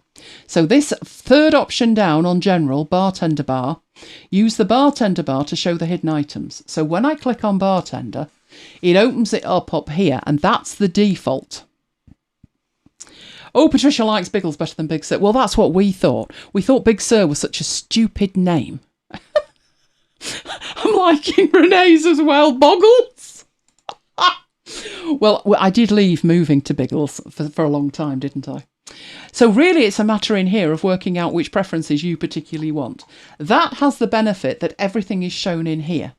And this little fella, the little arrow there, is showing you that the hidden icons are to the left of that. But once we had an option that they appeared below it, I actually preferred the bit below it. So let's get rid of that. And so how I have it in here, I have it launch at startup. At the moment, I'm having click the menu bar turned on, and I'm turning on the bartender bar. So this that pops up is the bartender bar underneath, and I'm preferring that. You may also prefer that if you want to move it. So if you would like that over there, then when you toggle it back, you can move it wherever you need to move it. But I'm quite happy with that up there. I prefer it because I don't like stuff jumping around, and I think that's better. I think that's a lot better. The change I will be making is this one here, and I will tighten it up and I will reboot, and then I will have a look at it and see what I think of it. But I think the biggest benefit of this version of Bartender is the option to use the shortcut and find stuff. So the other one that I have that's totally hidden is Google Drive. But if I do want to see this information, then I can see it. It will sit there for 30 seconds if I want to go back into it. And other than that, it will hide. So that means to me, I could probably move quite a few other icons and make, gain the space back that I want. One of the ones I use all the time is the black hole, which is called Drop Zone. And I use this when I'm dropping things for Mike. So I can archive stuff, I can put things in the downloads. I've got a link to the MacBites inbox, a download videos from YouTube option. This will speak text for me, and any files that I drop on this will zip them. But the one that gets the most use is the Drops for Mike, which is actually the black hole. So that one I probably would have showing. But if I didn't have it showing, if I went into Bartender, and in my layout I said, no, we'll put that down here, so it's disappeared, I would still be able to use it. So if we open up the Finder, and we've got some data in here. I do believe I've got some pickies. There we go. If I wanted to use it and the icon's not up there, then I use the shortcut key to bring it up. I put in Drop Zone and do that. That opens it up and I can just drag and drop to it. So I don't really need anything up there getting in the way. I could actually move virtually all of them, including Bartender, and it would still work. So I think this update to Bartender is particularly impressive. I'm enjoying that, liking that a real lot. So what have we got next? You got any more questions? Put that in. I did see a question, I think, about do I use magnets? And no, I don't. I use an app called Moom from Many Tricks, the people who make Resolutionator. And it does exactly the same job. I've just used that one for years and years. Oh, Kim loves the black hole. Makes your life easier. I love the black hole as well. I preferred the big cat names, and I think when they went to places, it's difficult to search support sites. If you're typing in, leopard computer, then it knows exactly what you're talking about. But if you're typing in, El Capitan computer. It comes up with people who are taking computers on holiday, climbing mountains. It's not as easy for me. But, well, maybe they'll come to their senses. Maybe they won't. Probably not. Right. Keep putting your questions in. What is say text? Say text is if you've got a text file and you want it read to you, it will read it. So you drag and drop text onto that icon and it will read it. Shall we have a look at Drop Zone next week and how I got it configured? Would that help? Right. Okay. Build with me. Affinity Publish. I'm going to have to get a wiggle on here, aren't I, Mike? Oh, we're never going to get this finished. Right, I have a job to do for Monday. If it's not done, we're going to have problems. Where did I put that thing that I did? There it is. Right, awesome sauce. Because you're going to need to be having a look at that. Right, I'm starting off with a flat plan, which we did discuss. So this project is a real life project. It needs to go to the printers on Monday, and it's an update to a project that I did 2 years ago now. It would have been 1 year ago, but everything got cancelled for COVID. So this is the first time that this job has needed to be done in the last 2 years. So when I talked about making a newsletter, about starting with a flat plan. And everyone got quite excited about starting with a flat plan. I have started this job with a flat plan. So I know exactly what's going where before I sit down and start fiddling with it. This is how come, the church newsletter ended up with 15 pages, which doesn't sound like that's a bad thing. But it is a very bad thing. It needs 12 pages or it needs 16 pages or it won't print. But we've got 15 pages, so we're just going to have a blank one, aren't we? This is where a flat plan tells you straight whether you need it or not. So I will show you. I need to go in here first and do magic beans. So you can see my flat plan, because my flat plan is actually, as the name implies, it's actually on paper. Now, first of all, I need to make sure that this is working. And do you know what? Never is working, is it, when I come to it? Apparently, I can't put a tick in a box there, so I'm going to need to add another one. And then we're sure that's working. Okay, that's working now. And that'll work, she said, hopefully. Where you go. Awesome. Right, I have here to share with you the flat plan. Literally no information beyond the absolute basics. And the absolute basics, that's the front cover. So we're going to need something that you can see that I can point out with. There we go. This is where the title's going to go, and there's quite a bit to the title. This down here is a logo, and there's going to be one line of text underneath it. And that literally is how rough it is. This is actually just 2 pieces of printer paper, all folded together, so I know how it goes. The inside cover is going to have, again, just a big introduction. And if the text will fit, the text is going in here. If the text won't fit, which Mike was concerned it wouldn't because this year we've got more text, then we have this space over here that we can utilise. So I said, don't worry about it. We're not going to need to go into another page. We've got this block. And if it won't fit into what would be this half and the bit on the right, then we'll just make the text smaller. That's where styles comes in. In the middle, there are 2 things in the middle. And these are best in the middle. This side is going to have the running order of an event, and the right-hand side is going to have the menu. And then I need 2 more pages with smaller news stories in. So I've literally just put down that I'm going to have some images in there and there'll be some text in there.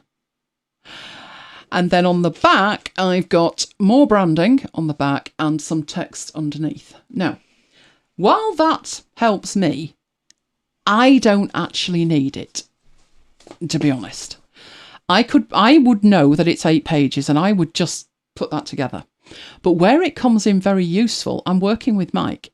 So he can visualise this easier than looking at, I'd either have to produce a PDF or share the file.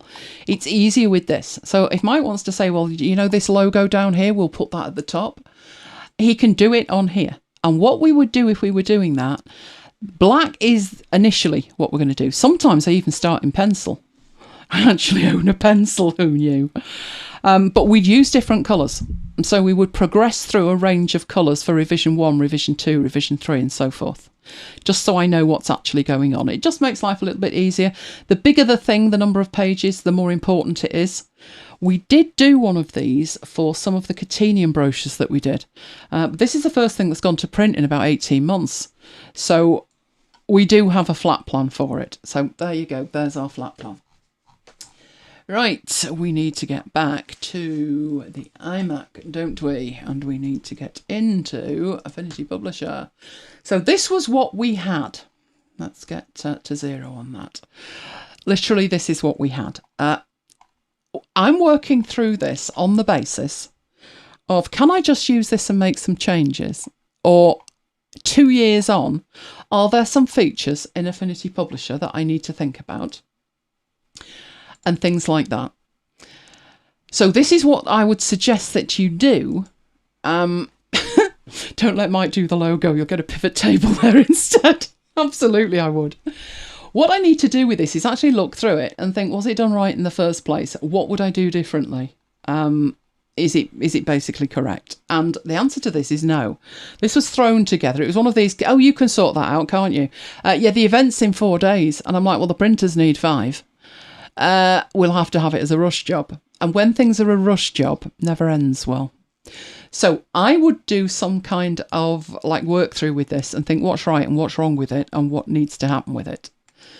But so you can see how I set that up in the first place, what I'm going to do is go through it and get it up to the point that it looks like that, but it's got no content in it. So how I created that in the first place was File New, and it was A5. That puts the size in over here, and you can do the DPI thing as well. I do want it in portrait, obviously, you can see that. Prefer linked images. No, embed them or we'll lose them. Then there's a number of pages, and the default is 12, but we can see from this is not 12, this is 8. So it needs to be in multiples of 4. As each A4 sized sheet will give you 4 A5 sheets. So 8 is what I need there. Do I need facing pages? Yes, because this is going to the printer and it's going to be a booklet when it comes back. How do I want them arranged? The Munich Memorial is in February. This is a fundraising gala, which is usually in the autumn. People are more giving in the autumn. And at the moment, have we got 3 times as many as last time? Roundabout. People are desperate to leave the house. So the fundraising happens in October or November time. Right, so I'm going for horizontal. I'm going to start on the right. And then I need in here to pick some colour formats. Now, this is for print. So CMYK is fine, but in here I know I'm going to need, and I've got this written down in my settings, I know I'm going to need FOGRA, and it's FOGRA 39, so it's coated FOGRA 39 that I need in there. Now then there's a transparent background. Do I want a transparent background? The answer here is no, because I'm actually printing white on a very dark background, which is quite unusual. This is the only job really that I do that with. I do have jobs where I put text over images, but this is over like a background.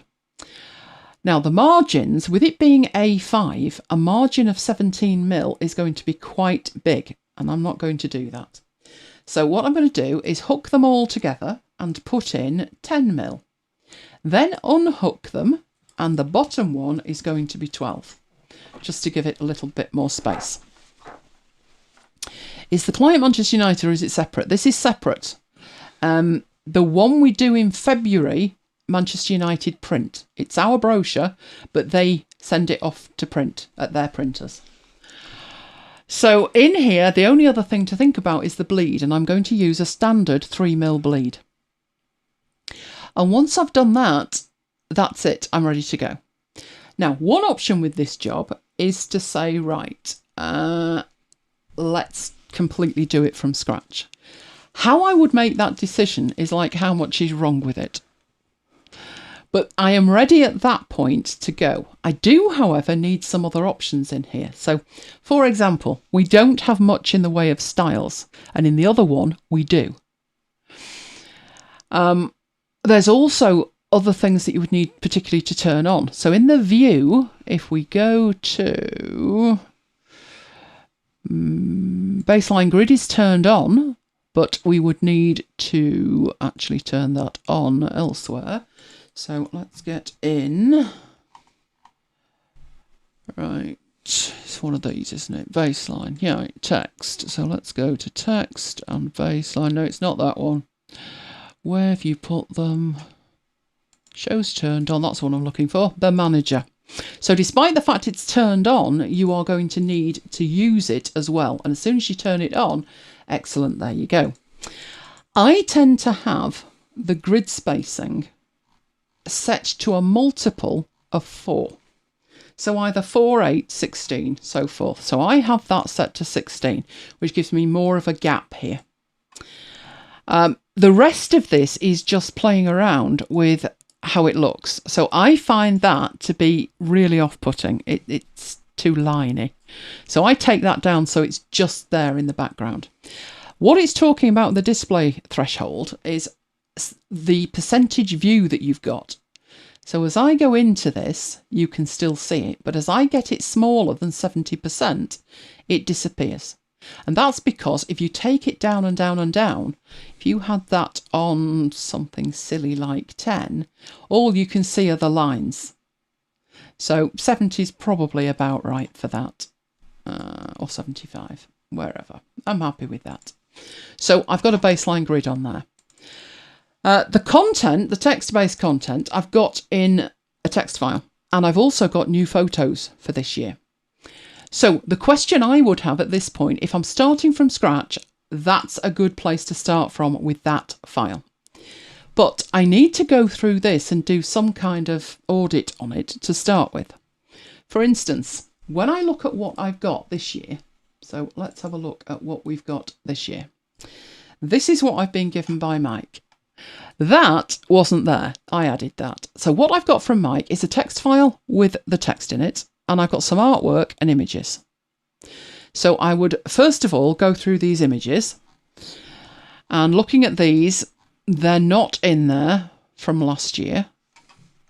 So I've got the minimum of images in there, but what's missing? So looking at what we've got in here, the image at the background's missing for a start. All of the images in here were missing because the majority of them were not using. So that was something that happened in 2019. This was announcing the installation of a showcase at Manchester Platz in Trudering.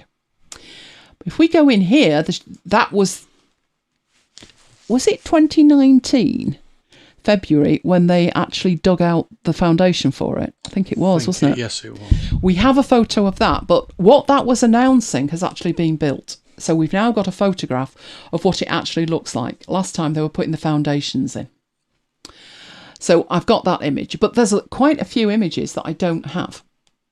I don't have both the background picture and the artwork.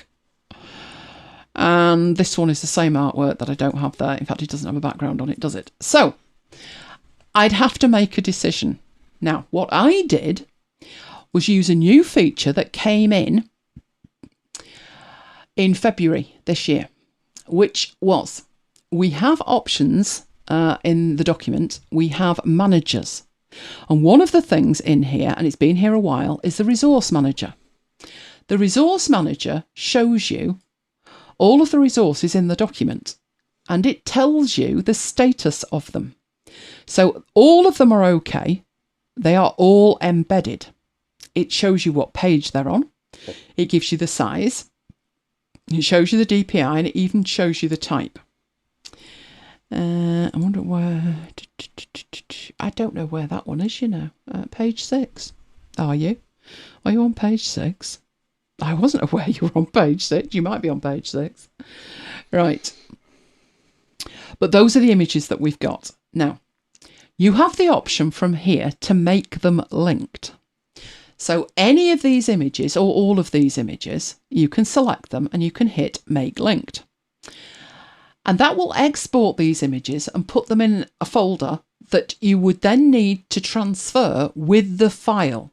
Otherwise, if you just send the file, it'll say missing image, missing image, missing image. Now, what I didn't want to do that I wasn't concerned about changing them from embedded to linked. That wasn't what I wanted to do. What I wanted to do was extract them all. So if I did choose to start completely from scratch, I could do that with these images. That would be great. That's what collect does. So if I hit on collect, and I'll put them in the top level folder, but I'll make a new folder and I will call it 2019 Images Demo. So I'm going to create a folder. There's the folder. And I'm going to collect these images. In other words, extract them from the document that I'm working in, which in turn has changed their placement status to linked. And I don't want them linked, I want them embedded. But has it worked over here before we go any further? Well, yes, it has. This is the folder we've just created. And in there, we have all of the images that were in the 2019 brochure without having to go and copy and paste and generally pilfer around with them. We've got them all there. But if one of these were deleted or the folder were deleted or moved, then we'd have problems in here. We'd have to relink them all. So that's why I've done the collect option, which has sent them outside, and a knock-on effect of that is the placement has changed to linked. But hitting that embed button puts them back where we started, and I've got a copy of them outside of this file. So this is the kind of admin work that you do at the beginning of a project like this. Right, other things I would have to think about in here. What master pages have I got? And so if I fold up the pages, I've got two of these master pages. I have a dark single page, which I haven't really got a dark single page, except for the end. So maybe I'm using that on there. And then I've got a dark spread. And there's nothing else on it. There's no page numbers or anything clever with it. It's just got the colour of the background that I particularly want. So you would think, wouldn't you, when you look at the actual documents themselves, well, yes, these have got a dark background on them, so they're probably using that master page. So if I needed to change the colour of the master page, or change something on the master page, technically speaking, these pages would update. That's the whole essence of a master page. So I went into it because I thought, let's have a look at with the status of the baseline grid. So in the baseline grid manager, no baseline grid on it. So I'd need to turn that on, at which point I can see the baseline grid in there. Again, this is blinding, isn't it? That's much better. But so I can see the baseline grid, and I said I would have that at 16. Right. Then I went in here into my actual master that I've got in there. And I was looking at the colour behind it, and I've put this in a separate box so it goes off into the bleed. And I moved this out of the way. And I was expecting something to happen,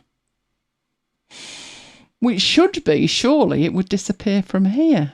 That would be an idea, wouldn't it? Shouldn't it? What's going on? And then I thought, you did actually apply those master pages, didn't you? So I applied it again, and the answer to that was no. This is why you need to audit a file. I've no idea what I was doing. Come on, it was 2 years ago. I can't remember, and it was a rush job. It was what we call a Friday afternoon job. It's Friday afternoon, and it's got to get to the printers now. So I probably did it by hand and then retrofitted that later. I'm bad.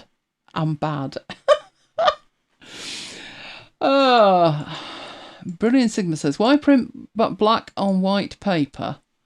Is it more economical for the printer to print black paper and send it to a transparent background? Well, the instructions from the printer are all for InDesign for a start. So we kicked around some ideas and we sent backwards and forwards lots of different... We had like the black equals this and all kinds of things going on. What was that colour that he was going on about? We ended up with it pink. and it was going to be printed in a different colour. Can't remember. Oh, because it came from Affinity Publisher, we did have to go backwards and forwards a lot with it, and that's just what they decided to do. So the way that we've done it in here, apart from the fact that it should have had the master, is what works with the printer, because the printers were concerned about printing something, the quantity that we needed, and it not being quite right. They were nervous about it coming from an Affinity Publisher. So Patricia says, retrofitting the background on a master page after applying it to a page doesn't update on all the pages. Well, I think what had happened was I hadn't applied that master to the pages. So let's see what happens. Now I have, and that's changed. It should be, if I take this and make it a different colour, we can see where it's applying and where it's not. And quite frankly, it's not applying anywhere, is it? Oh, bad, bad, bad. Very bad. So I know for a start I would need to apply the master to all of these. I would also up here, if I've got a dark single one that's going on the last page, I need to do the same with that. And at the moment, that dark single, I can't tell whether that's applied or not without going in and fiddling with it. But if I change the colour of it, I can see definitely it's not applied. So I would change the colour to something absolutely grotesque. Can't work with it, but just so I can see if it's applied or not. And then I would need to make that the right colour. So let's make sure we've got it selected, and there we go. And in the master pages, do the self-same thing, make sure that that is applied, and that will then ripple through, and at that point I know it's applied. So I've got that bit sorted out. So at this point I'd be thinking, do I want to start from scratch or do I want to work in here? And the one thing that I've done that takes quite a bit of time and would tend me towards updating this version is the styles. So let's go across and look at the styles. I have a base style, and the body style is based on the base style. So if you remember when we did styles, that's good. But there's something in here that's not quite so good. So does anybody want to hazard a guess what that might be? The view that we're showing now, because you've got different options, we're showing the tree, the hierarchy. That's not the default. The default is to see the whole lot in an alphabetical list, which is great for applying it, but it takes away from you. It doesn't show you what styles are based on what.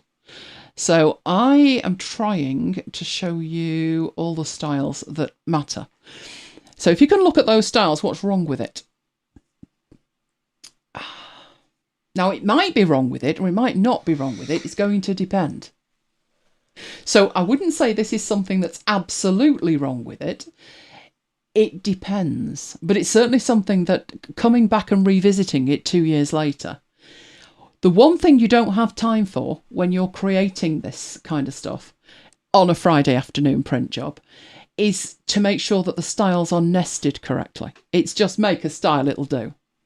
So if I have here this style and I have that style there, obviously they're using the same styles. These should be the same. And they're style main. So that is styled and that is styled. But and let's have a look if we've got some in here. We have some styles there. We have that, which is a little story, and that says heading stories. And this is part of the body style. It's based on the body style. Is that right? Or should the headings be based on the heading style? So I have here, I have heading stories. I have a heading main kicking around somewhere. There we go, heading main at the bottom. And I also have other headings. I have heading 1 and heading 2.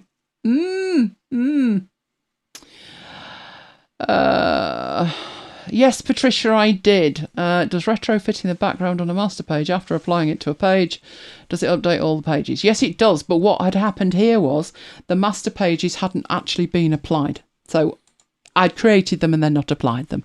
Yes, I know, I need taking outside and flogging. So my issue at the moment here with these styles is, do we want these styles to be separate, or do we want them in a style tree? Do we want to reorganise the styles? I actually think I probably do want to reorganise the styles. But we already have an issue that we didn't have when we started with this file, which is we have it overflowing out of the frame. And the reason we have it overflowing out of the frame is because we have put in a different baseline grid. So we're going to have to sort all of that out. However, I'll be deleting all of that because none of that is staying the text, so I don't really have to worry about that. The one place I am going to have to think about it is in here. So let's say we were deciding we were going to stick with this. The instructions I have, now these happen to have come from Mike, but that wouldn't matter, it could be from anybody. You've interpreted these from the clients and kept me away from it, haven't you? This is all the new text that I need. So it's all in this file here. So the first thing I've got are my page 1 instructions of what actually needs to happen on page 1. And there isn't actually much that needs to happen on page 1, apart from it needs to change to 2021, and down here, that bit needs to come out of the URL. And now page 1 is dealt with. This one's going to be much trickier because, again, the baseline grid has forced this off the page. So we're going to need to do one of two things with it. But in terms of working with it, let's think about it. This at the moment is lined up with over here. But this text isn't the text that we're going to use. We have new text. So don't waste time fiddling with that, trying to make it fit, and just delete it. This is the text that needs to go on page 3. Now, sometimes these will arrive and they'll be separate. You just make the font smaller until it fits. There's a few things you could do with it. Yeah, that's what I do. There's a few things you could do with it. I don't know if you noticed, but the text was bold as well. And if you look at this that I've imported, we've got extra spacing as well. So get rid of that. One option is there's a big, huge gap between the paragraphs. So one option would be to make that smaller before we go any further. But let's see if it fits. It might do. It might not.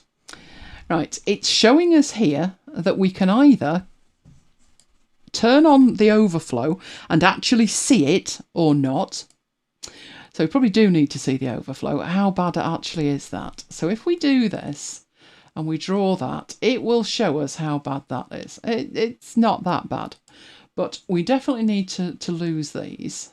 And yeah, we're going to need to do something. So as I've said, one option before you decide to make it any smaller, because remember, while it's practically, I'll just make it smaller. That'll be fine. Who's the audience? Well, they're not 18 years old, that's for sure. I would say the average age at that event is going to be in the 50s. Probably, yeah. Making it smaller might not be the wisest thing you've ever done. So I need to have a wiggle around and see what options I've got for doing that. And I have this space down here that I said I could use, and that way I wouldn't need to worry about making it much smaller. So I could just move this down here and make that smaller. Take that not up to there, but up to the margin, which, if you remember, was 12 millimeters. And the overflow that I've got here, just drag that onto this page and make it the right size. And does that solve the problem? It does. But in turn, it gives us another problem. Yes, old people get their glasses out to read it, just like me. Right, how much space would I need if I took this down? And that actually fits, but it looks ridiculous. So, what can we do about that? You could make this page have one column. You could put some kind of graphic on it. So we could pull this up and leave enough of a space. So around there doesn't look bad. And put a graphic over there. Or actually, that might not look that bad. And don't forget, you've got Control and W and Tab to see what that actually looks like. So that is exactly what that would look like. If I were going to do that, I think I'd be tempted with this bit here to push it up a bit. So it matches over there. Actually see it at the top over there. Might be tempted to do that. Don't know. Might leave it where it is or might line it up with the top of the text. But that way I don't need to change it. I think it would look better with something down here. That's probably what I would do with it. But the text isn't that bad that I'm going to need to insert another 4 pages. And we've got the new text. So Control and W and Tab. And that brings everything back so I can see it. So we've got 3 pages done at that point. Shall we see how different it is from the couple of years back? Probably not that different. Although I do remember the leek and potato soup, don't you? Mm. Oh, make the first letter of each paragraph bold and a bigger font. That's another option. Could do all of that. This one's a little bit trickier when it comes to working with it. Because the text that I've been given doesn't have all of the accoutrements that I have put in there. So if we look at what we had and what we've got, I've put tildes at the beginning and the end, and there's 2 different styles alternating here. So I'd have to think about that. But luckily, apart from the timings, which this one was 18:45, now it's not, it's 30, and it's going to 9 o'clock. So 7 o'clock rather, so I can take those out and put that. But what's actually happening, the arrival and pre-dinner drink, is the same thing that's happening. Awesome. Right, the next one is going from 7 o'clock. So let's put 7 o'clock through to 05. And an outline of the evening by the official MC, Alan Keegan. The only difference this year is that there's a comma in it. I don't know whether that's critically important, Mike. No. I think it looks better without a comma, to be honest. Right, then we've got our welcome address. Now, this time you've put welcome address. So, let's take that out of it, because he's now chairman. Oh, my. Right, so, welcome address. I don't think he cribbed it from last year. No, I think you probably did. Welcome address from... Right... well, it would have been director, wouldn't it, 2 years ago? It's now got charity status, so it wouldn't.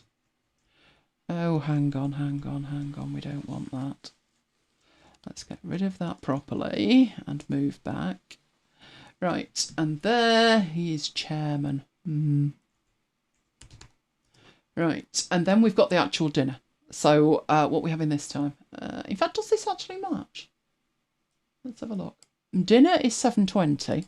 Is this so we've got more time for dancing? To 20:45, obviously served late last year. Then we've got the draw for the funds representatives for Munich 2022. Now, that's going to need to have a line underneath it. Funds representatives. Let's get this right. 22.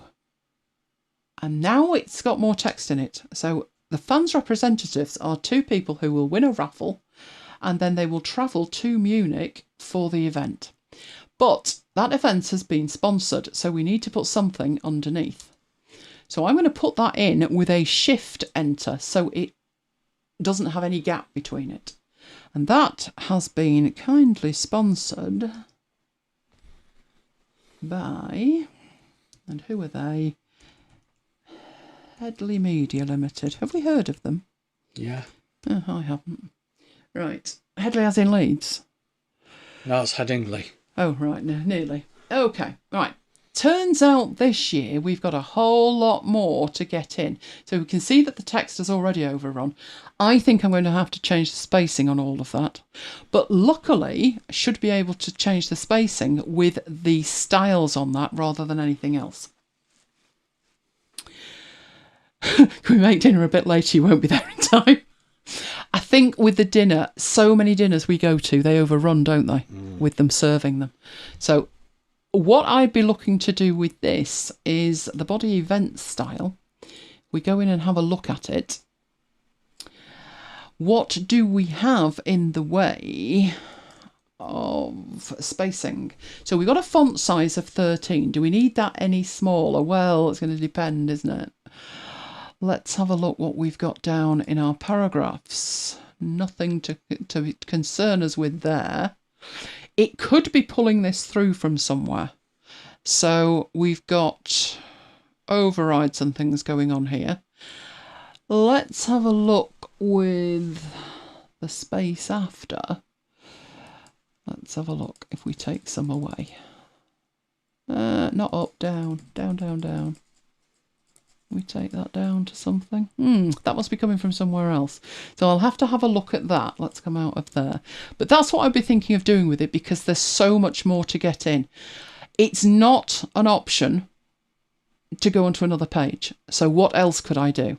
Well, if it's going to be that much more text, and I can tell by looking at it that it is, one option would be to move that right up to the top. And as long as it matches with what's going on over there, that's not too much of a problem. And that will give us back some space. But you can see we still need to do something with the spacing in here, and possibly the size this time as well. So it's not a simple matter, is it? What else have we got in here? And then there's each of these stories as well. So that's the kind of thing that I would have to do with a job like this. And obviously with this, I'd make sure that that was married up with that. What I'm going to do in relation to time is I'll finish that off and I will show it to you next week. But that's how the project goes.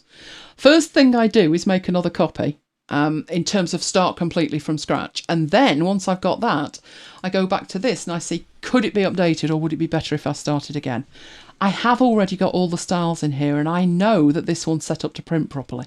So really my main job in here is going to be fiddling with those styles to try and get them spot on accurate. But if we hand it over to Mike, then we'll fit the Scrivener stuff in without running till tomorrow morning. The problem with going for A4, and personally I agree with you, for this I would go for A4, but that's going to more than double the cost, and it's a charity.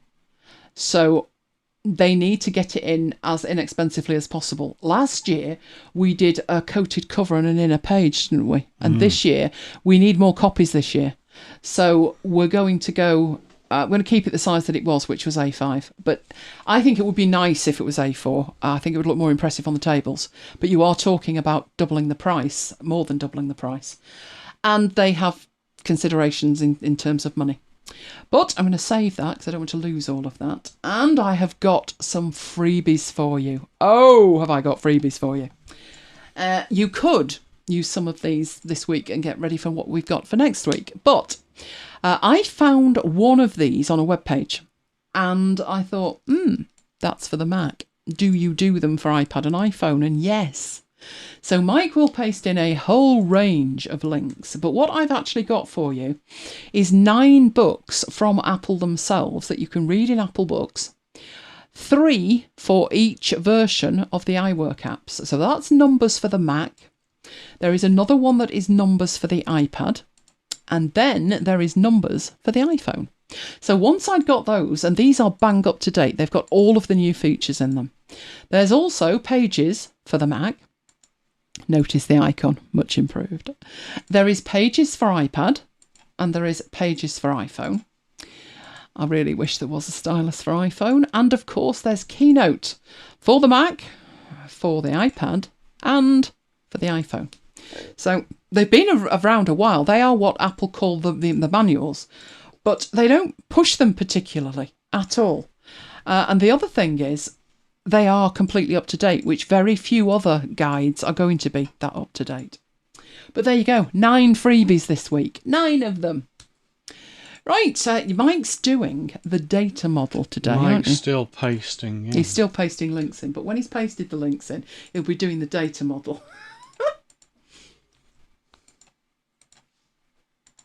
So are there any questions that I have not seen? Let's have a look. Dinner's only 10 minutes. I don't think so. That's probably me. Dinner is an hour 25. How many have you got in there, Mike? You've got 5 in there. I think I've got. There you go. There's all the links. I should put these links underneath the video later, shouldn't I? That'd make life a whole lot easier for everybody. Wait, not available in your region. No, cheat, Renee. Cheat. Tell them. No. How can that be when the software is? That doesn't make sense. Can you tell them you're somewhere else? Lie. Right. Let me think. Use a VPN. You can't really cheat, can you? Well, it might be when he gets back to Holland. Oh, you'll be all right when you get home. It's because he's in Switzerland.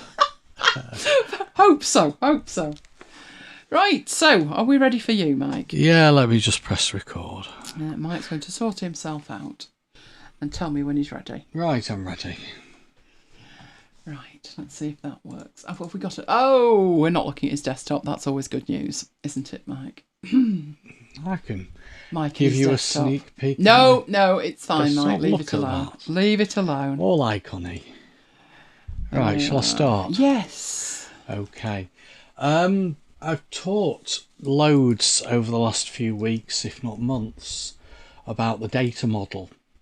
But I thought I'd just go back to basics and kind of explain what the data model is, why you'd use it, how you get stuff into it, etc., etc. So let's just start with a scenario. I've got two sets of data on this sheet. They could have been in separate sheets, but just so I don't have to flick from one sheet to the other in the demo, I've chosen to put them on a single sheet. The data sets are related in that this data set here, this first one, has a column called Office, and this data set here has a column called Location. It would actually be better and more logical if the columns had the same name, but they don't have to have the same name as long as they contain the same data. So this one here has Manchester, London, New York, Seattle, etc. And this one has those same entries. So what I can do is as I said, I can say that these two lists are connected based on Office equals Location. Now, why is that important? Well, let's say I wanted to create a pivot table that showed the total salary broken down by region. We've got a problem in that the salary is in one table and the region is in another.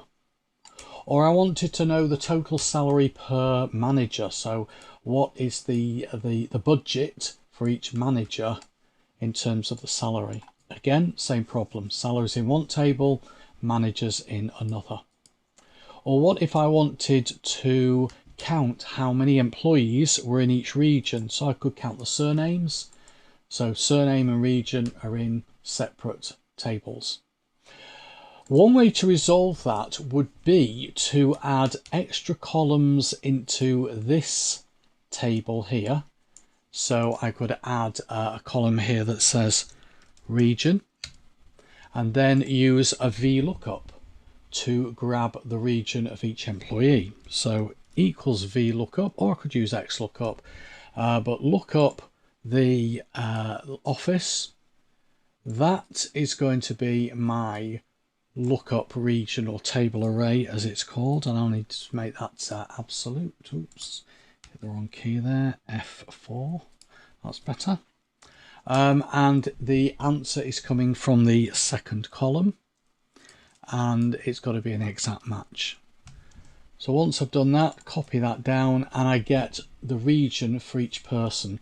What it's doing is it's looking at the Office for that particular row, looking down the location column. When it finds the matching value, it goes across to that column. But there's extra work that I've just had to do, and there is, in this case, 18 VLOOKUPs. It's not too bad if you've only got 18, but if you had 18,000, that could actually start causing this file to slow down to a crawl, because VLOOKUPs are one of those formulas that do require a fair bit of processing power. So yes, that works, and that's how a lot of people would have done it in the past, but now you no longer need to do it that way. So I'm going to actually delete that whole column. So instead of creating basically one table, one block of data that contains all the information you need, and then building a pivot table from a single block of data, what I can do is I can take this table and take this table, and the fact that in my head I've got it linked on Office equals Location, I can actually create that link as a formal relationship between the two tables. And that is where the data model comes in. So one of the main reasons people use the data model is for creating pivot tables where the data comes from two or more sets of data. Those two or more sets of data could be Excel tables on the same sheet, the Excel tables on different sheets, Excel tables in different files, but it's not just limited to Excel. You can create pivot tables where the data comes from a whole range of different data sources. Excel, the web pages with tables in, SharePoint lists, PDF files with tables in, and much more. Before I get this data into the data model, I'm just going to explain how you access the data model and what the data model actually is. The data model is a storage location within each Excel file. So each Excel file has its own data model, and the data model is used to store data that's in a tabular or table structured format. Question. No, you can't, unfortunately, Kim. You can't do this on the Mac. Whether Microsoft will bring it to the Mac, I don't know. But right now it's Windows only. The data model is only available in the Windows version of Excel.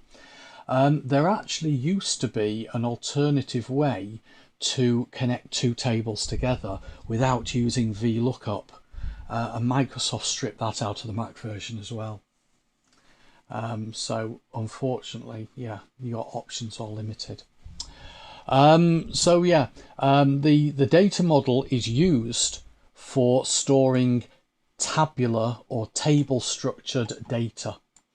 You can put tables into the data model where the data isn't related, but ideally it should be related or connected using a common column. You're making a lady very unhappy. Shown you here. Oh, sorry about that, Kim. Yeah, I think VLOOKUP is going to have to be your friend there, or XLOOKUP, or buy a virtual machine and a copy of Windows. You go over to the dark side. You can put any kind of tabular data into the data model. So again, not just Excel-based tabular data, but data from web pages, data from PDFs, data from SharePoint lists, data from databases, as long as it's in a tabular structure. If you are taking the data from Excel, then you're going to have to, the first job is to actually convert this data into a proper Excel table. And you know whether it's a proper Excel table because when you click into it, you either see or don't see the table tab on the ribbon. So because I don't see the table tab on the ribbon, I have to convert this into an Excel table, which I'll do by clicking anywhere in that data and clicking on Insert Table and clicking OK. Now Excel will automatically apply formatting to that table. If you don't like the formatting, click on the table menu, which has now appeared, and either choose a different style or just click on Clear. And that just clears the formatting.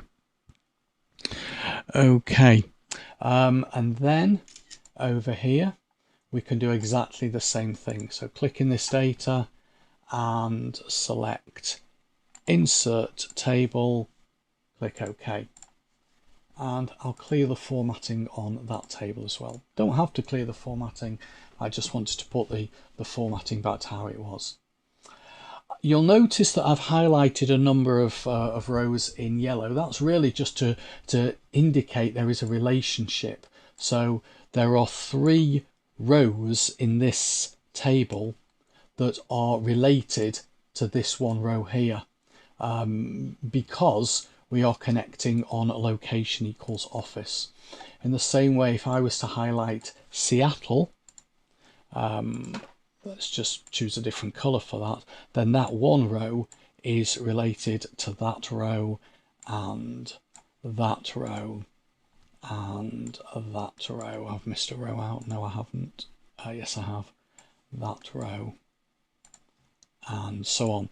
Okay, so we have one record in this table related to several records in this table, and that's why the relationship type is called a one-to-many, because there is one record in here related to many in here. When you set up your one side of the relationship, you need to make sure that in the column that's going to act as the linking column, there are no duplicates, which there aren't, and there are no blanks either, otherwise you're going to get errors. Okay, now before I stick these tables into the data model, I'm actually going to rename the tables. Don't have to do this, but if I go to the table menu, you'll notice that one is called table 1 and that one is called table 2. Not really very meaningful and sensible. It's a bit like the X and Y that we've talked about many times in the past. And you'll forget which is table 1 and table 2. So I'm going to rename this one as employees. And I'm going to rename this table as locations. Just really so that we've got a meaningful name for each table. Once I've done that, I then want to get those two sets of data into the data model for this file. Right now, if I go to data and then click the green button, which is go to Power Pivot window, and then enable the add-in, that will switch me to the Power Pivot window. The Power Pivot window is where the data model lives, so some people call it the data model window. But right now, this is empty. There's nothing in there. So there is a data model associated with this Excel file, datamodel.xlsx, but there's nothing in it. So to get this data into the data model, we click into this data and click on Power Pivot. You'll notice the Power Pivot menu appeared as soon as I clicked that green button on the data menu and enabled the add-in. So we click Power Pivot, add to data model, and that copies, or it would do.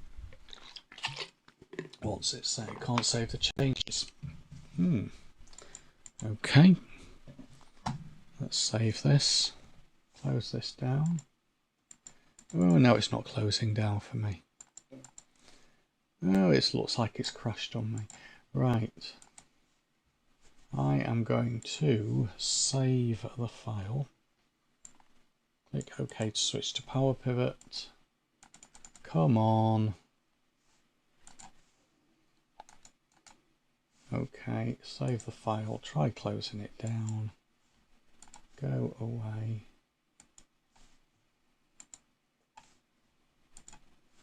You know what? I'm going to kill Excel. Looks like you already have. I know.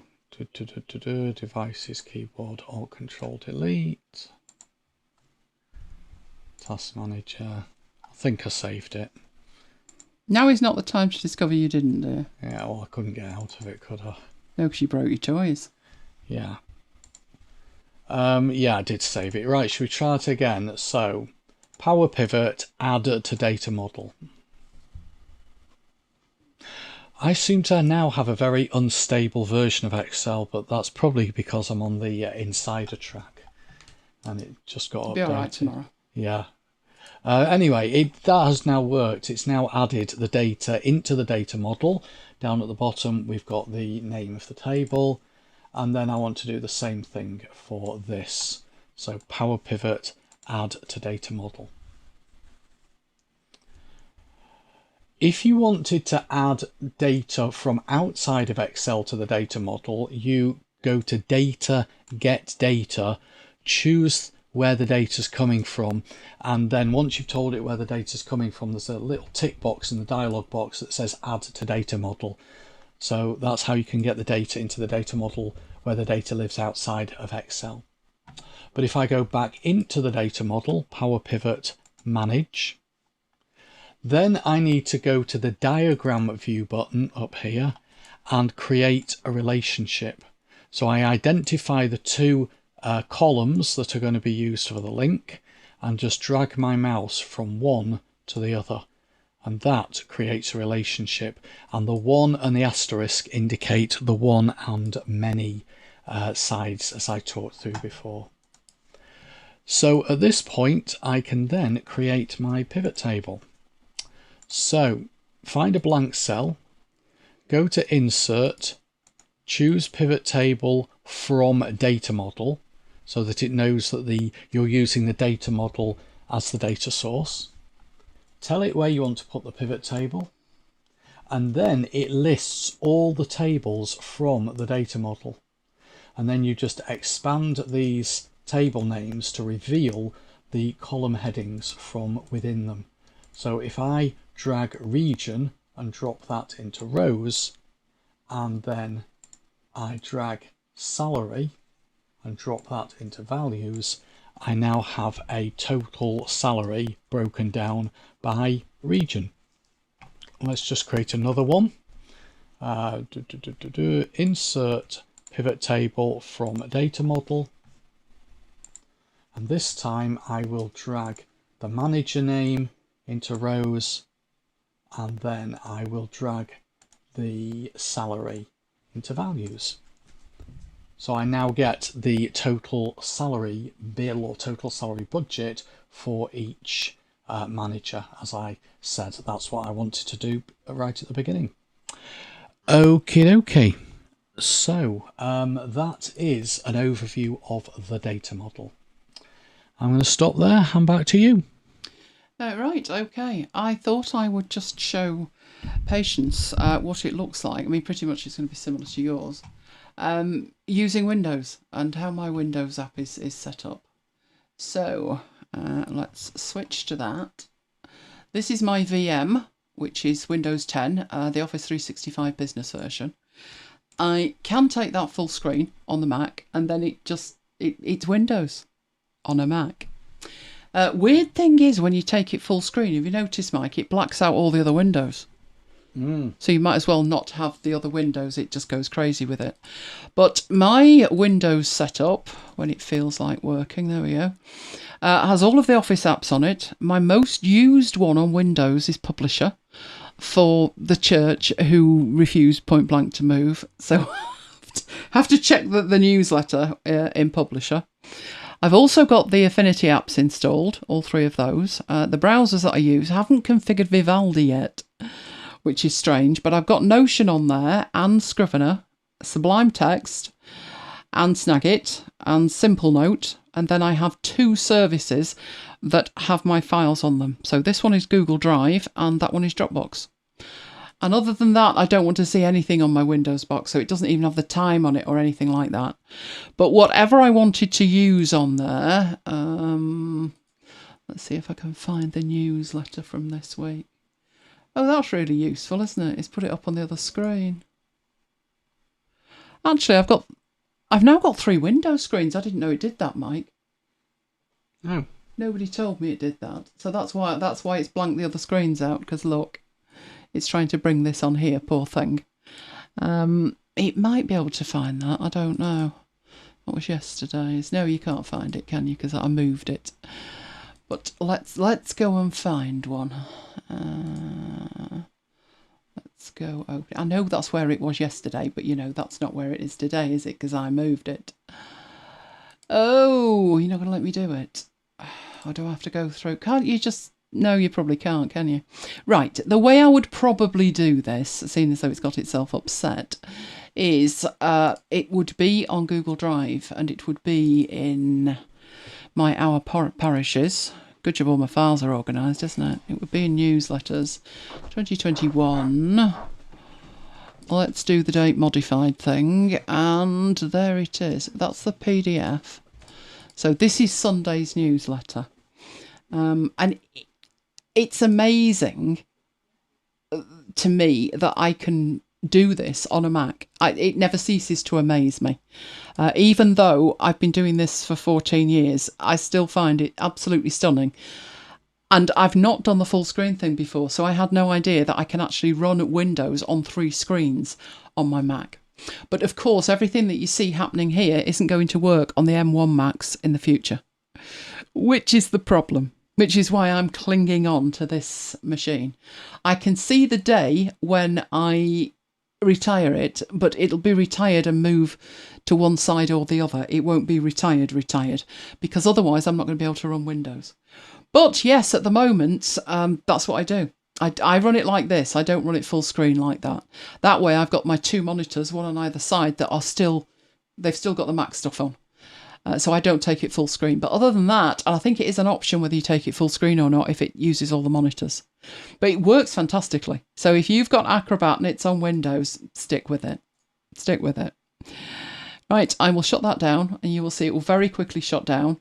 And it's a huge file. It's something like 55 gig for the virtual machine. But it closes it down, and then when you close Parallels down, it's gone. So I think I have that set up for using half the memory on the machine. So it's disappeared. I'll quit that. And Parallels is somewhere. I'll quit that. And off it toddles. Right, everything's moved now on this screen, but that's fine. We can handle that, can't we?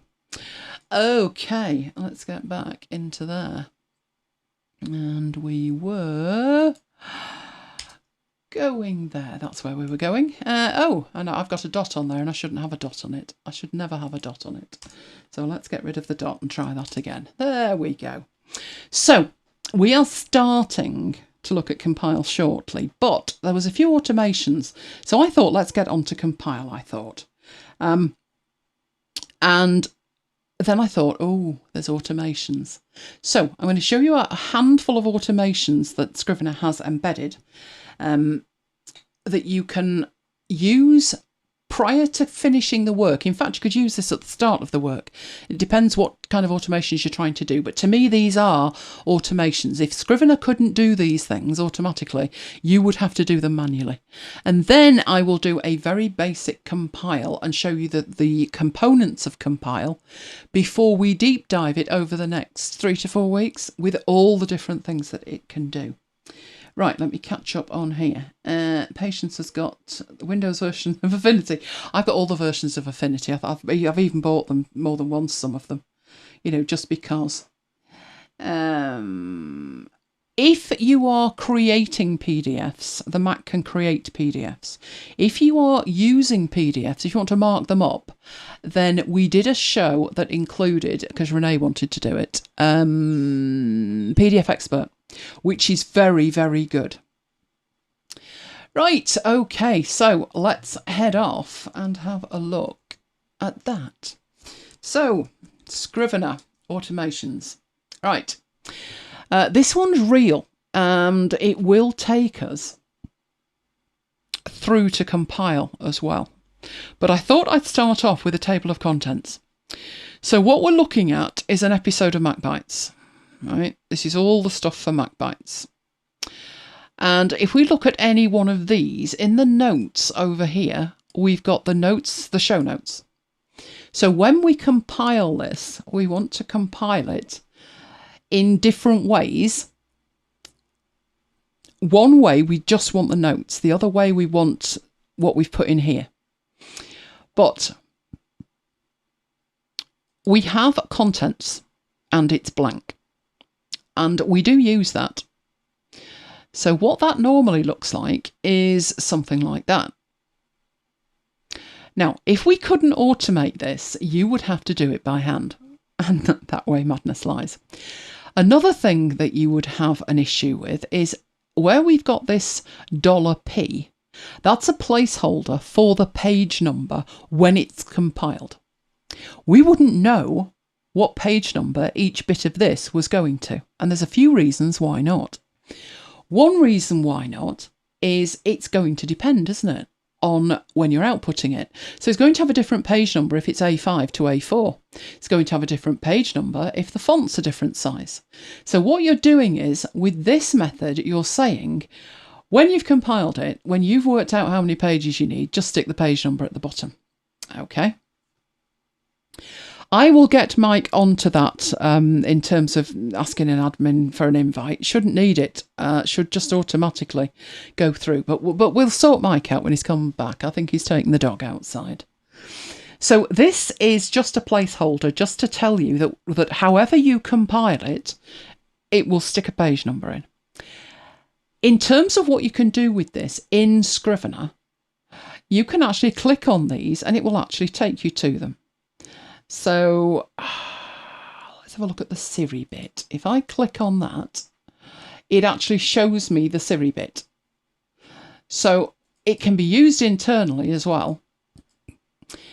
But its main use is when it's compiled. But how does that happen? So this 148 here has got all our stuff in it. But in the contents, there's no table of contents. So here's how we do it. The table of contents should include everything from the welcome right through to the stylophone dolly at the end. So I highlight it all in the binder first and then go to edit. And we have copy, but copy would copy, literally, carbon copy of that. Okay? But we also have copy special, which is wholly different. That can copy the text of the documents. In fact, that's the first thing in the list. We have a Slack issue. It's in the chat. So you could copy the text of the documents, but that's not really what we want either. But we do have here copy documents as TOC, which is a table of contents. So with them selected, with anything that you want included in the table of contents, selected in the binder, which is all the purple bit here, if you go to edit copy special and choose copy documents as table of contents, you now have a table of contents on your clipboard. Your next step is to go to where you want that table of contents, which in our case is contents, click in there and paste, which will bring you this dialog box. Now, what it's looking for here is the indent width and then the right margin. Now, what will happen if it's not wide enough is that you will get the page numbers moved down to the next page. Sometimes, a long time ago, this was very much trial and error. Pretty much now, those settings seem to work. So I'll click OK. And it's put in the title of each of the documents in here and a code which is going to be converted into the page number once it's exported. Oh, we've got another silly question. No, that's not a silly question. Slack is a chat system. It's a little bit like Twitter, but it's private. And anyone, we have channels in it for different things. And you can pile in and ask questions and just chat with each other. So it's macbites.co.uk/Slack when Mike's finished sorting it out. It said you needed admin permission, which it shouldn't do. No. But Mike will fix it. It'll fix it. So if I click on one of these, again, it will open it up so I can edit it, look at it or read it. But primarily what we're interested in with this, it is usable inside Scrivener, but its primary use is when you compile a document and it will convert it into page numbers. Right, that's great if where you're sending it is somewhere like a PDF. But what if you're sending it to an EPUB? Oh, that's a whole other bag of hurt, because that doesn't really have page numbers. It's going to depend on the size of the device and the size of the font that you're using, and it really needs to update itself on the fly. And a table of contents is not what you use for that. So if what I wanted to do with this was create a PDF of it, but I'd also like to create an EPUB with it, then the best thing I could do is underneath this, I could put another folder, which is my contents, but this would be for EPUB. And that one would be for print and PDF. Okay, so far so good. So what do I need to do to get that into here? Well, again, I need to make a selection of all of the content. And again, I need to go to edit and copy special. But instead of choosing table of contents, I choose a structured link list. So I've copied that. Then I go into where my content EPUB is. And that wouldn't actually need to be EPUB. It could be HTML, but basically it's formatted links. And all I need to do in there is paste it in. I've got the same items, obviously, but it looks different. We haven't got the dashes. We don't have these page references. What these are going to be is direct links to it. So if I open up the tracking depression, again, you've got the information over here. Obviously not much in there at the moment, but we do have, there's the stylophone dolly. I think we have the intro. Yep, it's showing you what's in each section over there. But it's links and they're live in here. And the most important part is they'll be live when you export it. So if I wanted to export that, let's go up here and say that I want to export this to HTML. But I don't want that. And I don't particularly need that either. So I'm holding the command key down and just taking out the bits that I don't need. But I do want to see the content. And I am going to compile that. Don't worry about anything to do with this. I'm just going to send it out to a web page and compile it. And we will stick it in our data folder, structured linked list. And then when we open it, fingers crossed, love doing it live, structured linked list and open. And it has handily opened it in another window over there, but that is fine. Let's bring that over here. What we have is all the content. So there's my hellos, and these are all the contents of the show notes. But you'll notice at the top of it, we have here content EPUB, which is our link. So if we want to go to welcome, we can. If we want to go down to Vivaldi bookmarks, we can. These links are live irrespective of the length of the page or anything like that. Okay, so those are the two different types of index, table of contents that you can create. There's other stuff that you can do in here. I didn't open the demo file, did I? There's our demo blank file. Let's open that up and have a look at that. Right, a few other things that you can do. Let's get ourselves a new page. Right. We have in here, I don't ever use this, but I will stick it in. There we go. In the writing tools, you have the option to use a name generator. So it's one of those things that's really handy if you need it. But because most of my stuff isn't fiction, I very seldom use it other than in demonstrations. But let's have a look at it. Right, the name generator is a tool. There's lots of tools online you could use to get the same thing. But it's going to generate for you a range of names between 1 and 500 names. And you get to choose the type of names. So if you want all male names, you can do that. All female, or you can have either. You can attempt alliteration, so Alex Adams. You can have double barrel surnames or not. You can use 4 names, but only the initials. You can have the number of 4 names or initials, so that initially set to 1. You can set a forename or the forename starts with, so you can get really quite granular with this. Then down at the bottom, you can even include here particular names or name types. So you've got Catalan names for male or female or surnames, Finnish, different forenames, German, Hindi, Indian, you name it. So in here, it's got a tick in Japanese. I have no idea why. I never did that. I swear I didn't. But I'll put popular British names, female and male, and surnames popular in London.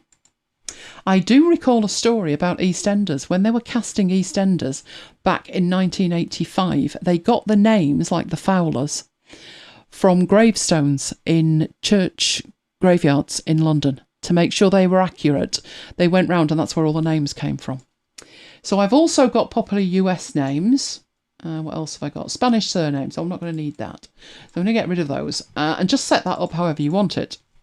And then generate the names.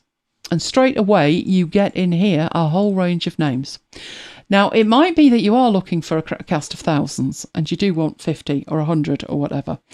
What I would say with it is, if you're looking for sort of 5 names, get it to generate 50 and then just have a look through them. I don't think it's never come up with Lane Giles for me. I'm not sure we've even seen a Mike Thomas either. But these are definitely names that I would recognise as being British or American, definitely. So it's just a way for you, if you are like stumped for a name, just to generate some names. I would suggest it would be even more useful if it was Catalan or Finnish or Italian or whatever. You might think that you got the perfect Italian name and then find out it means something wholly different. But it's just one of the extra tools that you've got. But like I say, it pretty much is for fiction, unless you want to make up your non-fiction as you go along. But there you go, it's there, so we can use it. Right, so our compile. Let's get rid of that. No, let's put that with the other one. Let's merge them all together. Right, our compile. So we use this for compile, and we created a compile. But what I'm going to do with it, we don't need the EPUB one. So I'm going to get rid of the EPUB one. I'll leave the contents, which is print and PDF, which is the contents as far as I'm concerned. Right, so when it comes to compiling, the first thing I would suggest you do, and you don't need to, but I would still suggest you do it, is choose in the binder what you want compiled. Now, if you look at what I've got here, this folder, which is the MacBites folder, the one at the top level, that is the draft folder, and I can tell that from the icon. If you want your entire draft compiling, then great, click on there. Or leave it, and that's what it will choose. But if you look at how we've structured this file, there are 149 shows worth in here, and I don't want to do that. I don't want to compile the whole lot. So I want to compile 149, but I even want to be more granular than that. I want to open up 149 and then choose which bits I want. So if I'm compiling this to be a PDF, then I want everything up to there.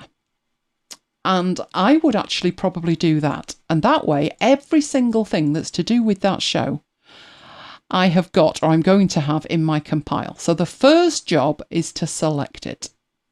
The second job is to then implement the compile, which is Command, Option and E, or you can go to File, Compile. And that will bring up the compile dialog box that is this. Now, this is split up into 3 distinct areas. The first one that we need to think about is this bit over here. It even tells you that this is the formats section. So what this is a list of available pre-configured compile options. Each one will generate you something totally different. And I do mean completely different. The 2 that I have created are called project formats, and they only exist in this project. These ones are Scrivener formats, and they exist in more than one Scrivener file. And there's a default at the top in the event that there's no other formats. So I have 3 distinct collections of formats in there in the first section, which is formats. The second section is this bit in the middle, and this is the section layouts.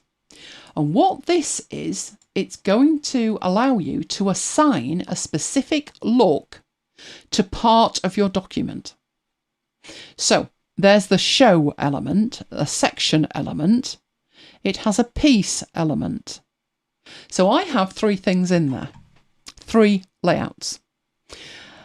And how this works is, so I've got the 3 layouts, that's grand, but how does it know which one to use? And you do that with the assign section layouts underneath. This is going to make far more sense when we've been into it in a lot of detail. But if I just show you in there, and get rid of that, that I have section types called show, section and piece. And which one I use over here is determined by what's selected here. So you can see it lighting up as I go down here, that one, which is the section title. which is a piece. So if you look underneath, it says piece. So how I do it, I call the layouts the same name as the section types, and life is simple. But it could be that you've got 9 section types and you want to use one look for them all, in which case you could allocate piece to section or piece to show. It wouldn't matter. But in essence, what you're doing is you're saying, right, that needs to look like that, and that needs to look like that, and that needs to look like that. You're mapping them together. It's just so happens in my case, I have had the flexibility because I'm working with 3 of them. I'm working with 3 section types and 3 layouts, and they just happen to be called the same. It could well be that they're not, but that is how I've got them done. This is a one-off thing. So once you've created your format over here, so let's put our little boxes back. That's 1, and we're talking about number 2 here. Once you've created this in number 1, why are you doing that when I want you to do that? That's interesting. Curious. Okay, we'll go back to where we were. I was going to write a 1 at the top, but apparently I'm not because it doesn't like the shortcut key. So this is part 1. Once you've defined that, you never need to go back into it unless you need to make changes. The second bit is also the same. Once they've been defined, unless you want to change them, you never have to look at it again. So although the dialog box looks overwhelming, once you've configured it, you ignore part 1, you ignore part 2, and we concentrate on part 3. So this bit here is the third part of the dialog box. Now, not every Scrivener file will have the same content in block 1. They won't have the same content in block 2. And block 3, what that looks like, depends on what you're compiling for. So if I want up here recording notes and I want them as a PDF, that gives me more options over here. Instead of 1, 2, 3, 4, an extra one appeared. Where did that come from? That allows me to set up a cover, but before we go that far, we need to work out what it is we're compiling. Okay, and that is this compile option here. And it says current selection, and that's because when I'm compiling, I'm not writing a novel. I'm not writing a non-fiction book. Not in this file, I'm not. And it will remember what you had it set to, which is fantastic. Because that means I never have to come in here and define what I want it to create at all. All I'm going to do in here is open it up and it will remember what I compiled last time in terms of the current selection. So whatever I have selected, be it show 140, 41, 42, 43, whatever's selected, that's what it's going to populate in there with. The default is not that. The default is all the way back up here and it will be MacBites at the top.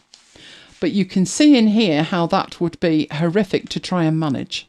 So I actually down the bottom just tend to leave this set to current selection. And that means every time I go into it, whatever I have selected is what's going to be compiled, and I don't have to fiddle around at this point and make the selection. That is only the first option in this dialog box. Enjoy your dinner, patience. Right, the next option is the metadata. So the title is MacBites. What's the abbreviated title? What about the author? Do you want to put subject in there, keywords in there? Then you've got options to remove stuff. So you may have footnotes in Scrivener, you may have footnotes and endnotes, annotations, you may have struck text through. This is where you get to decide, instead of having to remember to delete the struck through text, you go in here and you just put a tick in the box. So what I've done is remove the annotations. So if I've annotated something, I don't want that in the final output.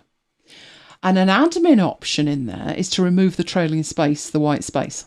So if I've inadvertently pressed enter twice, I don't need to worry about going it back and taking it out. This is going to take it out. So if you get your compile settings correct, the rest of it you'll just fly. These compile settings probably took me about 4 or 5 hours to set up. Just in terms of going through and making sure, if it's footnotes, do you want them? I need to think about that. So having made the decision, I then configure this correctly. But the thing is, that's 5 hours. Well implemented. I never, ever have to fix it, think about it again. We then talked about, at the beginning of this, replacements. Now, we'll go into this because I'm trying to keep this quite simple. We're going to go into this in the next couple of weeks. But this is where you can find something in the text and convert it to something else. So if you started off and you had a character, and the character was called Nicholas, and now the character's going to be called Frederick, you think you've changed every instance, but just to be absolutely certain, you could put Nicholas in replace and Frederick in with, and if there's even one instance where you didn't, it will sort it out for you. So it's incredibly powerful, but as I say, we'll see that in the coming weeks. Because I selected PDF for the type of output, I got this extra option, and the extra option was the cover image. And the MacBites shows, and I don't know why the last two aren't in there, but the MacBites shows in here all have cover image that's got MacBites as the masthead and a number on it. And when I'm compiling the show notes, I choose the right cover for it. So they are very similar to the show art, but with it being vertical, sometimes they're slightly different. So shall we have the Mulu? We like the Mulu. There's the Mulu. Right. Once you've selected your cover image, it gives you the information underneath. I've made that the perfect size. We've gone through all of that. We've said, I want recording notes. This is the format that I want them. In this section here, this is what I want. And I want a cover for it, and that's over here. And then all you need to do is compile. But notice, the only change I made here was that cover. That was it. I don't need to think or touch the rest of it. So I would then just compile it. It will offer me a title, but in this case, it's show notes compiled. And I'm going to put it in that data folder. And it was very fast. Let's get rid of that. It will go in our data folder. Where's our data folder? There we go. And there's the show notes compiled PDF. So I will open that PDF, which has opened on the other window. So let's bring it on. And that's what it created. So it's well zoomed in. Let's get that back to fit the page. That's the cover that it's added. There's the first page with all the admin stuff on it. There's our table of contents, which now has page numbers. And then within here, we've got the start of our show. This is an admin thing, but it's there. And then as we go through there, we've got all of our show notes, all the way through to the series sketch at the end, which is there. So there's all our show notes. And the thing is with that, we have in here, let me get some links. Where's some links? Have we got a page full of links? Don't think we had that many links, but these here are links. What you can see there, that's a block of links. Now the thing is, that was for 149. So that's done 149. Let's close that off and go back into it. Right, what I'm going to do with that now is I'm going to choose 148. So let's open up 148 and everything's in there. Same process, file, compile. I'm not going to change anything. I'll leave it with the same front cover. And all I need to do is hit compile. Right, I'm going to call this 148 and stick that in there. So notice how fast it was because I didn't have to make any changes whatsoever. And in the Finder, I'm going to go for the data there. There's 148. Let's open that up. And this one is 148. So I didn't have to make those changes. I've still got my table of contents. In here, here's my links. So this is the Microsoft Surface event. These are all the links for it. we have underneath. Then we've got, what we've got on this page, the David Bowie stylophone. And there's the links. So this is everything. These links here, these pages, so let's have the series sketch on 148. They link through, they're active. So if we go to the bookmarks, hang on, where's the pages? Here's all the links. Each of these will navigate you in your outline. And in there, of course, you have got your thumbnails. So obviously, to create the compile that creates that is the long-winded part of it, which we'll look at when we get beyond the basics of compile. But that is the basics of compile. You take what you've got and then you convert it into one of a few things. Now, that's a PDF. But the beauty of compile is, let's go back into it. And this is why we use Scrivener for the show notes. So Mike and I are sat there with a PDF in Dropbox that if there's any mistakes, we highlight as we go through. So Mike will put a comment on it, or I'll put a comment on it. But once we've finished, it's no good putting a PDF up as the show notes. The show notes need to be text and HTML. And that's why compile is so important. File compile, exactly the same thing selected, but instead of choosing recording notes, I go down to show notes. And I choose the type of show notes that I need to create. So let's say I actually want to create web pages with them in. My current selection still holds good. So I literally changed two things. I changed the format for the output and I changed the compile for. And then I hit compile. And then this one, I think I'm still for 48, but I can call it that because it's not a PDF. So back in our Finder, I now have the PDF for this one, the PDF for 148, and I have this that is a HTML file, which I can drag over to there with a bit of luck. Oh, go on, just open up for me. Right, there's no CSS with it, so it looks a bit 1994-ish, but it works. All of these will work. So when I take that and I copy and paste it into the website, it does just work. And that is literally how I do it. So to see that, if we open this up, let's open that up with BBEdit, so we can actually see what it's done. There's the code. Mike used to handwrite this.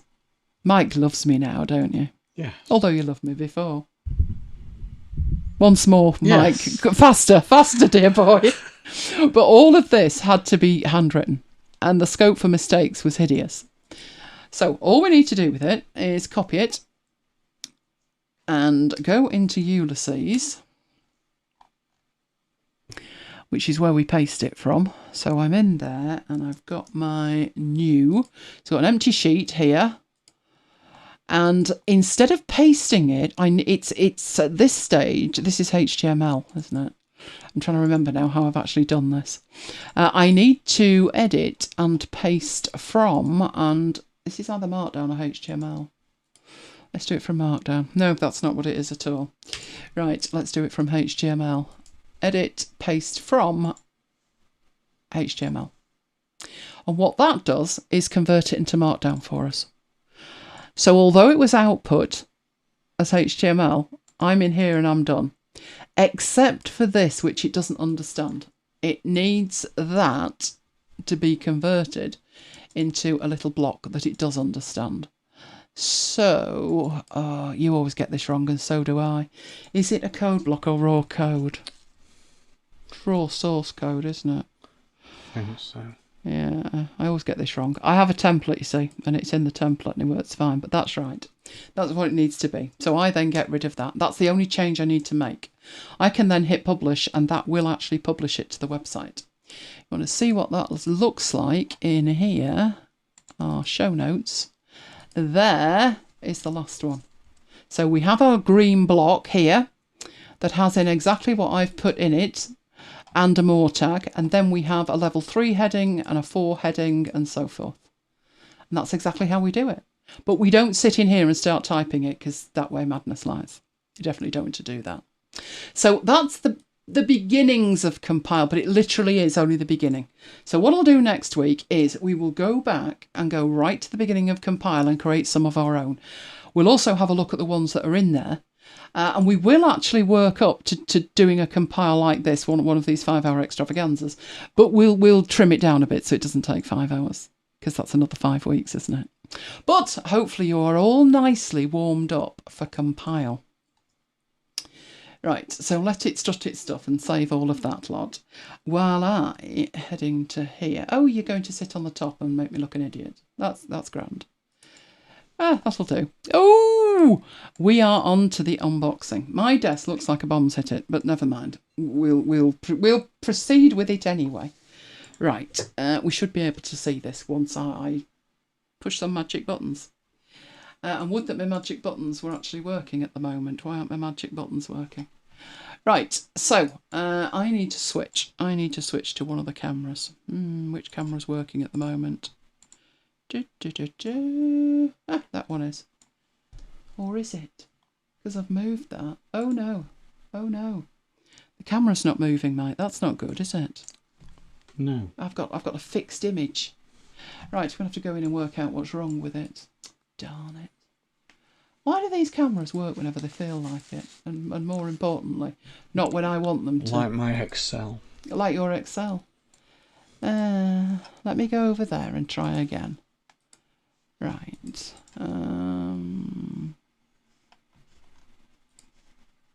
No, I've replaced it with the same camera and it doesn't want to know. Right, what I'm going to do is I'm going to unplug it and start. Oh, I know what might be the matter with it. So what I'm going to do, let's switch you over to something else while I try and sort it out. Okay, I think what's happened is I think it's got upset with ScreenFlow. I think ScreenFlow's grabbed it, but that usually works, doesn't it? Talk amongst yourselves while I kick this into submission. Right, where did ScreenFlow go? You should be up there. You are. That's rather good. Right, well, let's stop you and see if we can get you working again. So does that bring this to life? I've just got a static picture of my iPad, which, wouldn't exactly be thrilling, would it? So let's do a save on this and see if I can unplug the camera and get it plugged back in again and see how we go. Right, we got any more questions? Mike, have a look at the questions and let me know. I can multitask. Kim says, off-topic question: Can you use the black hole to bring files from parallels back to your Mac? That's an interesting one. Probably, but probably not with Drop Zone on the Windows end. So we're talking on Windows, are we? Yeah, I think so.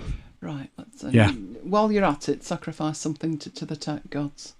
See if this is working again. Right, go on. Replace it with your... You don't want to, do you? You're just being... The awkward. black hole is just a folder, really, isn't it? It's just a folder, so you've just got to find a way on Windows just to get something in there.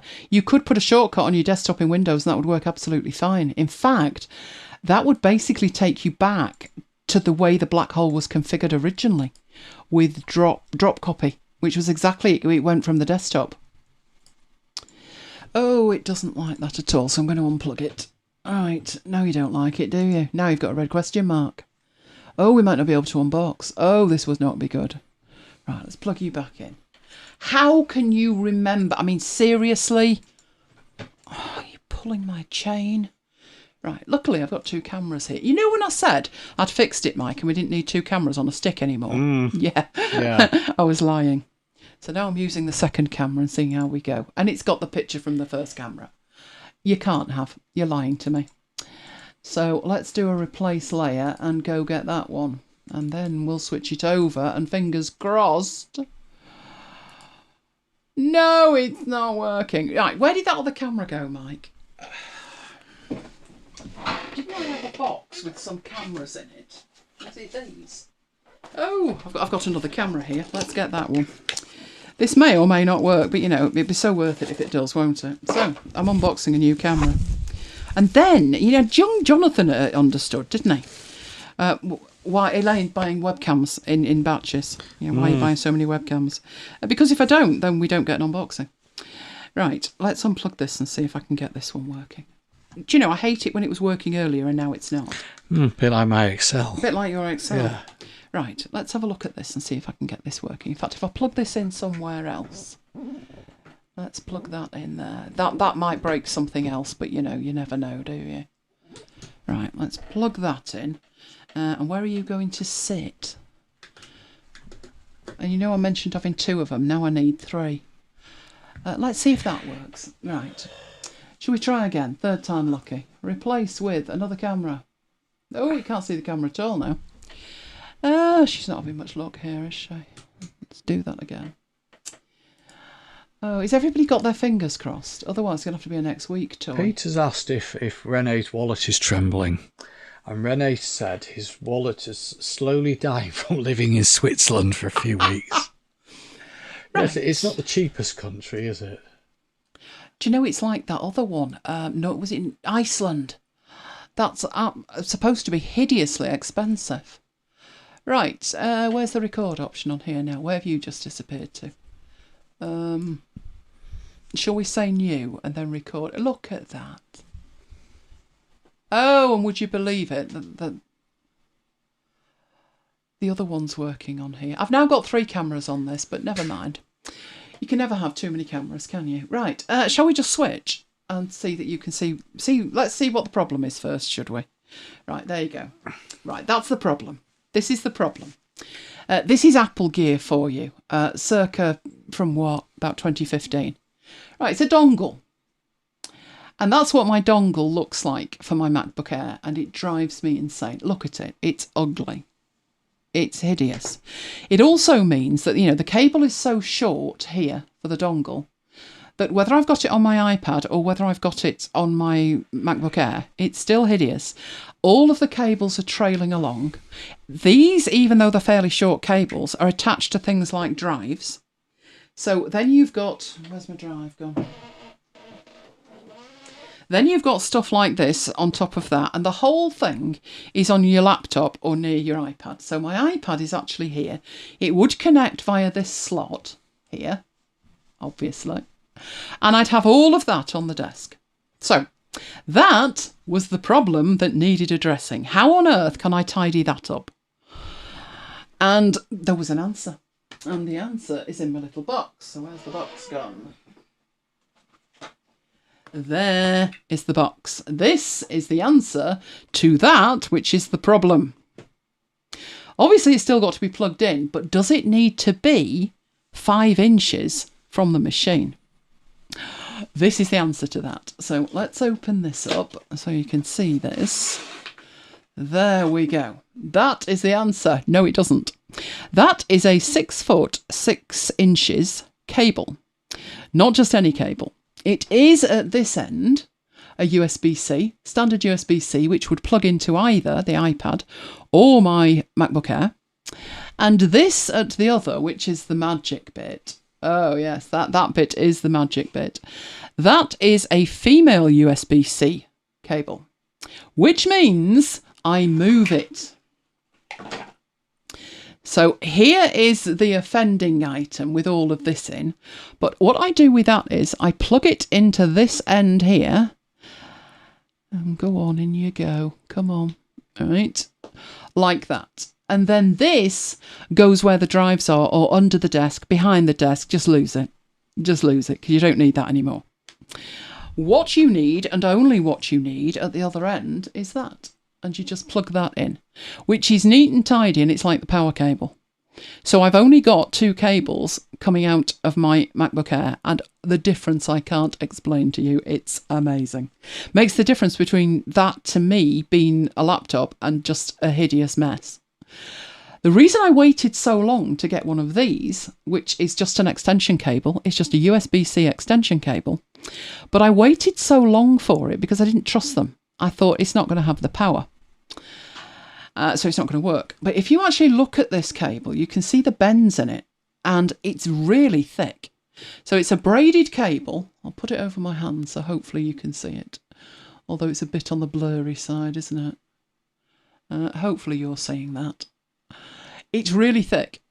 So it will charge and it will transfer data as well.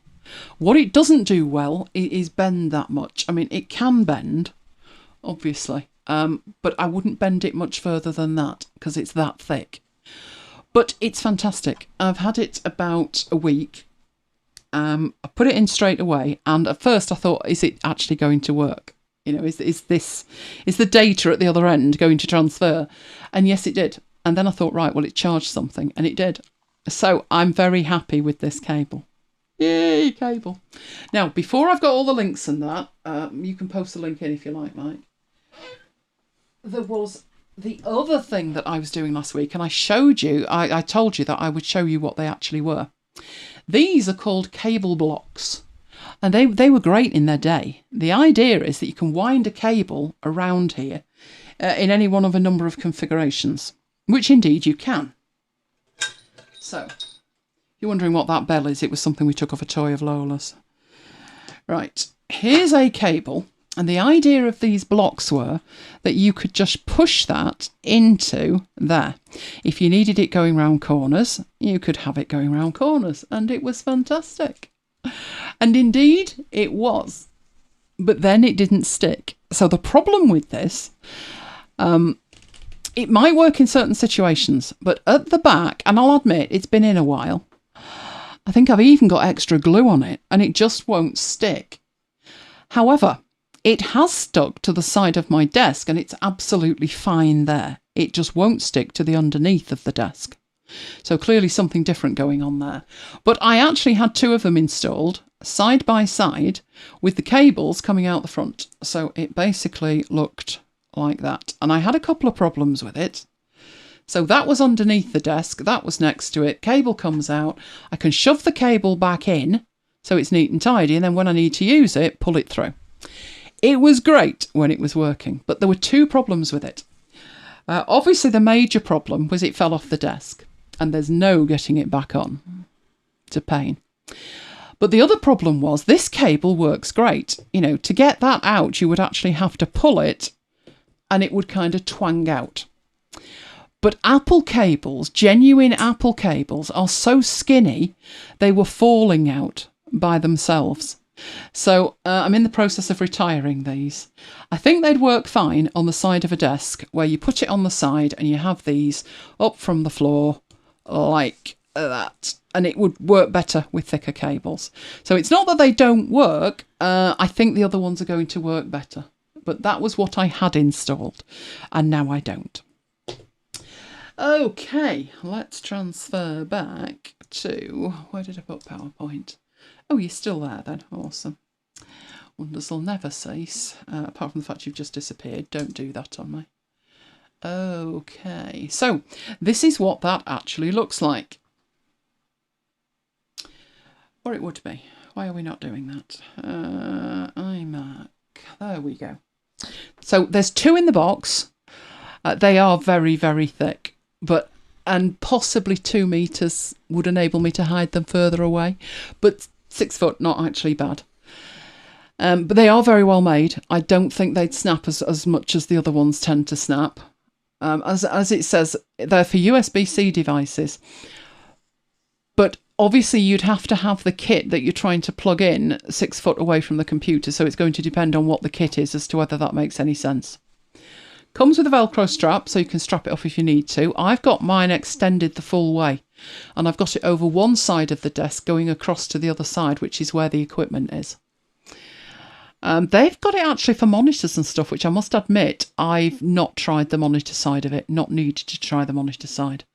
But if you have a need or desire to make your setup less dongly, then this might be the thing for you. So Michael put the link in for that.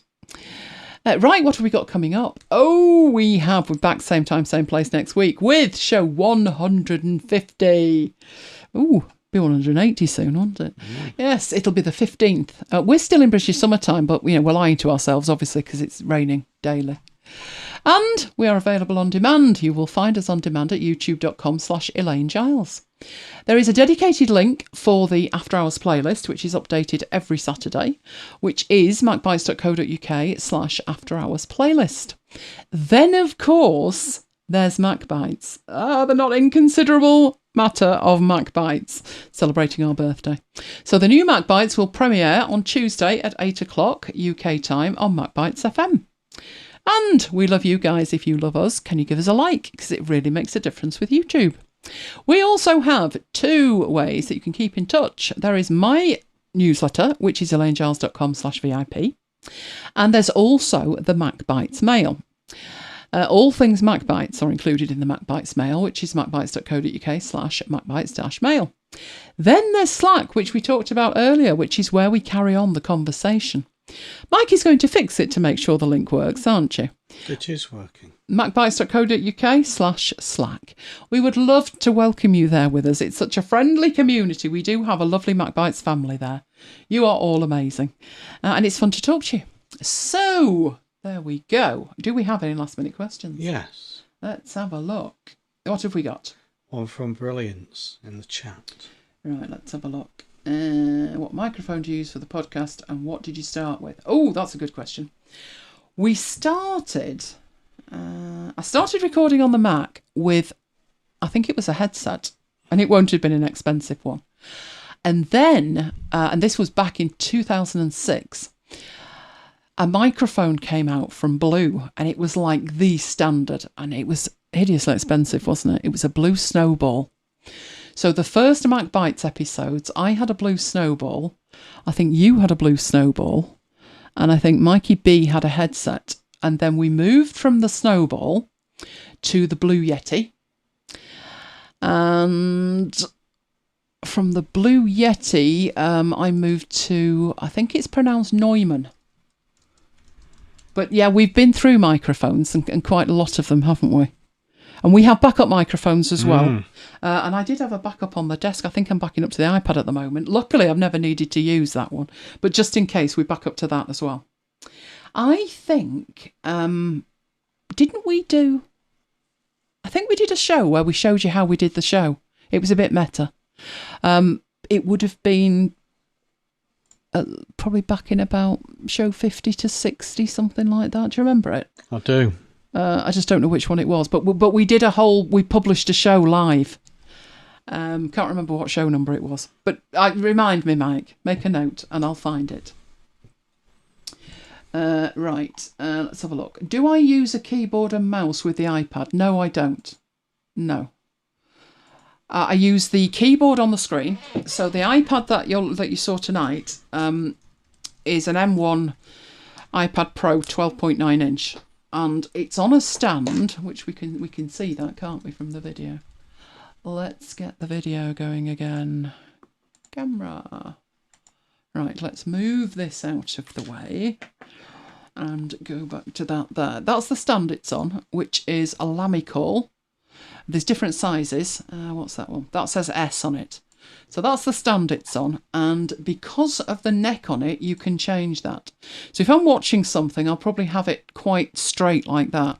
But I actually tilt it like this, and I just type on the glass. I find I can type on there perfectly adequately. So I have a keyboard I could use if I wanted to, and I could actually use this keyboard, which is a Matthias Pro, because at this end of it, the 4 buttons here actually enable you to hook it up to 4 different USB devices at the same time.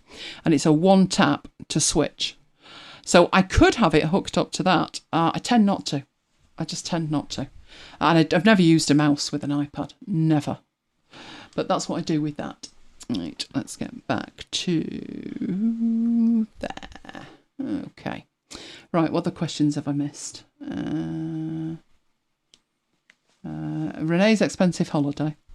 Is that crazy braided cord? It is, and it's very thick. And I like the fact it's black. There was a grey one, but I decided, I know what my red one looks like. It's filthy. So I went for the black one. Right, have I got every question there? Isn't it awkward to type on the screen on the stand? No, I don't find it awkward. I've never found it awkward to type on the glass of a 12.9 inch iPad. Even the older ones. And I had the first revision from 2015. I've never found it difficult to type on it. I have on smaller iPads, but on a 12.9, no, it's never ever bothered me. I guess I don't type a lot on the iPad. I wouldn't, if I was setting it up, tell you what, let me grab the other keyboard that I've got, and I'm not sure if it works in the stand, because I don't use it that often, but one sec. There's the keyboard. Does it fit in it? And why is it full of dog fur? Lola. Right, does that sit in there? Oh, it does. Right, okay. Well, let's get back to the camera and I'll show you the keyboard that I use. Right, that's the keyboard. It is a Logitech. What's the number? A K780. This one attaches to 3 devices, so the white buttons here let you switch between 3 devices. But the key, as far as I'm concerned, see what I did there, keyboard, key, is the way the iPad stands up in that slot at the back. So you literally grab the iPad, pop it in the stand, tilt it backwards and start typing. So if I was writing a heck of a lot, I would probably use that because it lets me prop that up in there. And there's still a gap big enough at that side that I can then pop something else in it. So let's grab a phone and that will stand up next to it.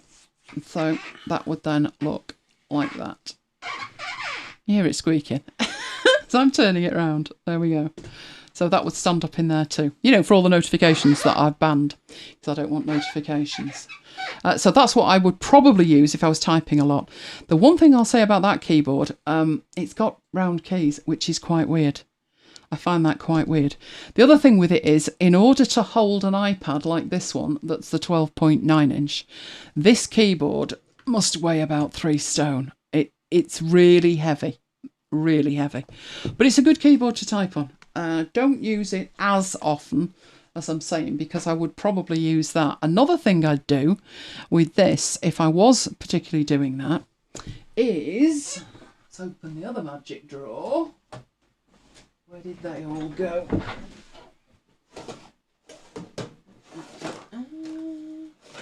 Oh dear, did I take them out? That's not likely if I took them out. Where have we got them? I had those the other day. There they are. Crying out loud. Right, that's me muttering to myself. I have these things, which are, they were known as lazy feet or lazy cushions or something. In essence, it's 2 pieces of rubber that stick together with magnets. And you can use them in one of 2 ways. If you've got one set like that, you pull them apart and you put them on the desk and then you rest that on it and that lifts it up slightly. Probably not enough to be comfortable to type on. So the other option is, instead of having one set of them, you have twins. You have 2 sets of them.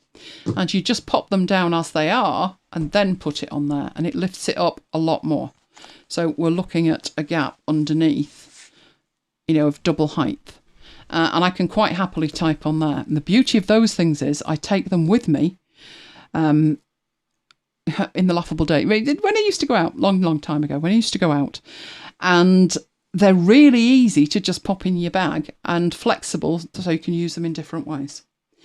I think the last other thing I've got, so let's put that there, is one of these, which is in a lovely little case. So this is next to me. This is a copy because the full thing costs an absolute fortune. This is about £60–70 and I would not pay it. But why this is useful, it's so small and it's in a case, you can take it with you. But it's got lots of different ways you can set it up. So you can open that up like that, pop it down, and you separate this out at the bottom. So you end up with something that looks like an A, if you're with me. And you can pop the feet up at the bottom and then put the iPad on it. And that even gives you, that's much higher. But as well as that, you can pop that out at the bottom and now it's an upright stand. And it takes up no room in your bag at all. None at all. So I've got all of these options within, you know, a foot of where I'm sat, like that. I could probably type on there if I needed to. So yeah, that's the kind of stuff that I do. Right, let's go over there. Right, we got any more questions there? Yay. The Giles Gadget Gallery. I'm liking that, Renee. Oh, Kim likes the show and tell. Oh, there's lots of stuff in here that I could just turn around and get out of a box. So ask away. That's what I've got at the moment. I've also got on my desk my Jesus, Mary and Joseph and the Wee Donkey mug. I mean, you can't not have that on your desk, can you? And then my Books for Book Club at the moment. I actually bought 2 paperbacks. 2 paperbacks this week. I know, I was surprised. It took me right back to being a child. I opened this book and the smell of like paperback wafted over me, and I was transported back to being about 6. I was reading an Enid Blyton book in bed with a torch under the covers. And the smell just took me straight back there. And I thought, you missed that on a Kindle. You might be wondering why I bought the paperbacks when I've already got the Kindle books. That was actually quite a tale in itself. The books are not the same. Who knew? You can't curl up with a good Kindle. No. But no, it was nice to have the book, the physicality of the book. I was doing a comparison between how it felt on the Kindle and how it felt in paperback. And the paperback did quite nicely out of it, to be honest. Is it sturdy? It looks a bit wobbly. The folding standy thing. It's not bad. It's not bad. I think I'd use it more. I could imagine using something like this on a train to stand it up and watch something. And it is fairly sturdy. Let's move that out of the way again. Let's get that back where it was. Okay. If I push on that, that is actually quite sturdy. It's not going anywhere if I put this on it. Definitely not. It is quite sturdy, but I, like you, would have thought looking at it, that's, could fall over soon as look at it, but actually it doesn't. So it's got rubber feet on it, which is why it's bouncing a bit, but that's better than having it move. And no, it doesn't actually move. I would trust an iPad on it.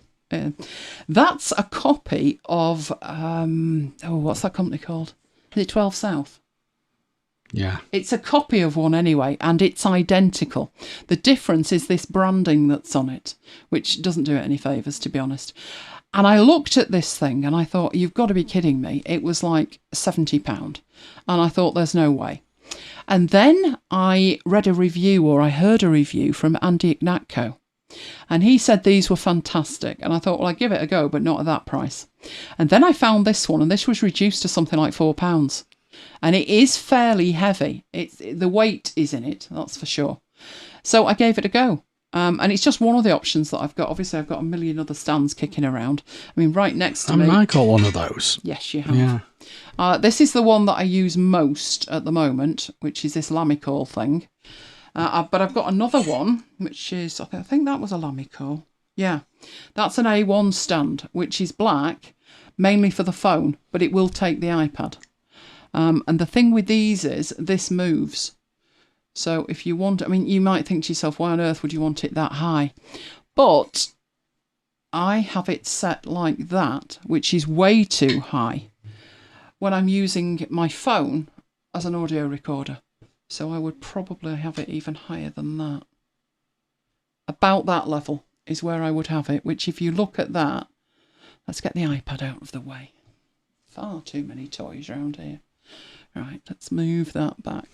There's no way I would particularly decide to use it looking like that, apart from when I've got it, which is that way up, with the microphone at the top here. Can't really see that, can you? Can I move it nearer? You've got the microphone at the top there, and I need it tilted backwards towards me. So that's where these stands come in. But I don't particularly stick with one either. I just use whatever's lying around that feels right for the job this time. This one particularly was for portability. I could put that in my handbag. Do you remember when I measured handbags on the basis of, Mike said, like, that's a nice handbag. And I said, no, it won't take the iPhone. A handbag has to take the iPhone Plus or it's not happening. But this would actually fit into a handbag or even an evening bag.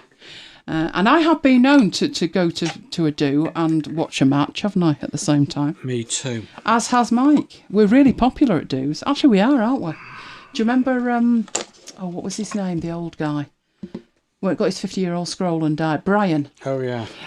This guy must have been in his 90s. And we'd never spoken to him before. And... that's not the right one, is it? It's that. There we go. We'd not spoken to him before, and he turned out to be a huge United fan. And this was an afternoon luncheon. And Mike had the phone propped up with a game on, and Brian had no idea, as you wouldn't in your 90s, that you could watch football on a phone. He was glued to it. Glued to it. Yeah, but I got lots of tuts as well, didn't I? You did, yeah, but the laugh of it was the people who were tut-tutting were the ones whose wives were like, don't even think about it. Don't get your phone out. And I'm like, yeah, do what you like, Mike. Yeah, and Brian was loving it. When we did presidency, we opened up a whole new we did it our way. Thing. Like we went to hotel football. Yeah, we did. Oh, so brilliant, Sigma is I'll send my iPad keyboard set up on Slack. Good, I shall look forward to seeing that. Kim was always amazed. She never got into trouble for having a book and a flashlight. That was me. And the thing was, this flashlight I had, I loved it. It was itself a book. It was a tiny book. It was about 3 inches by about 2 inches. And it was red. And the switch was on the spine of it. It was like plastic in red. And it actually had where the pages were. That was white plastic. And the bulb part of it was on like the pages bit on the right. And you turned it on with this on switch on the spine. And I just loved the fact it was a book and I was using it to read books at night until the bedclothes. And is it as surprising? I need glasses now. I just love reading. Oh, next week, Renee's in, where's this? Aquasaria? Oh, it does sound exotic. I hope they've got internet.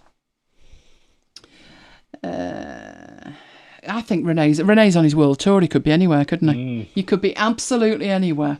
So we'll look forward to it anyway. So, have you got something to tempt me with? Something food-wise to tempt me with that's nice? No. Oh, Mike, that's not good. That's not good. Well, we will take leave and we will head off. I've got a bed to tempt me with. No accounting for taste when we could have something nice to eat. But for the moment, I'm going to say good night from me. And good night from me. And we will both see you next time. Stay safe, guys.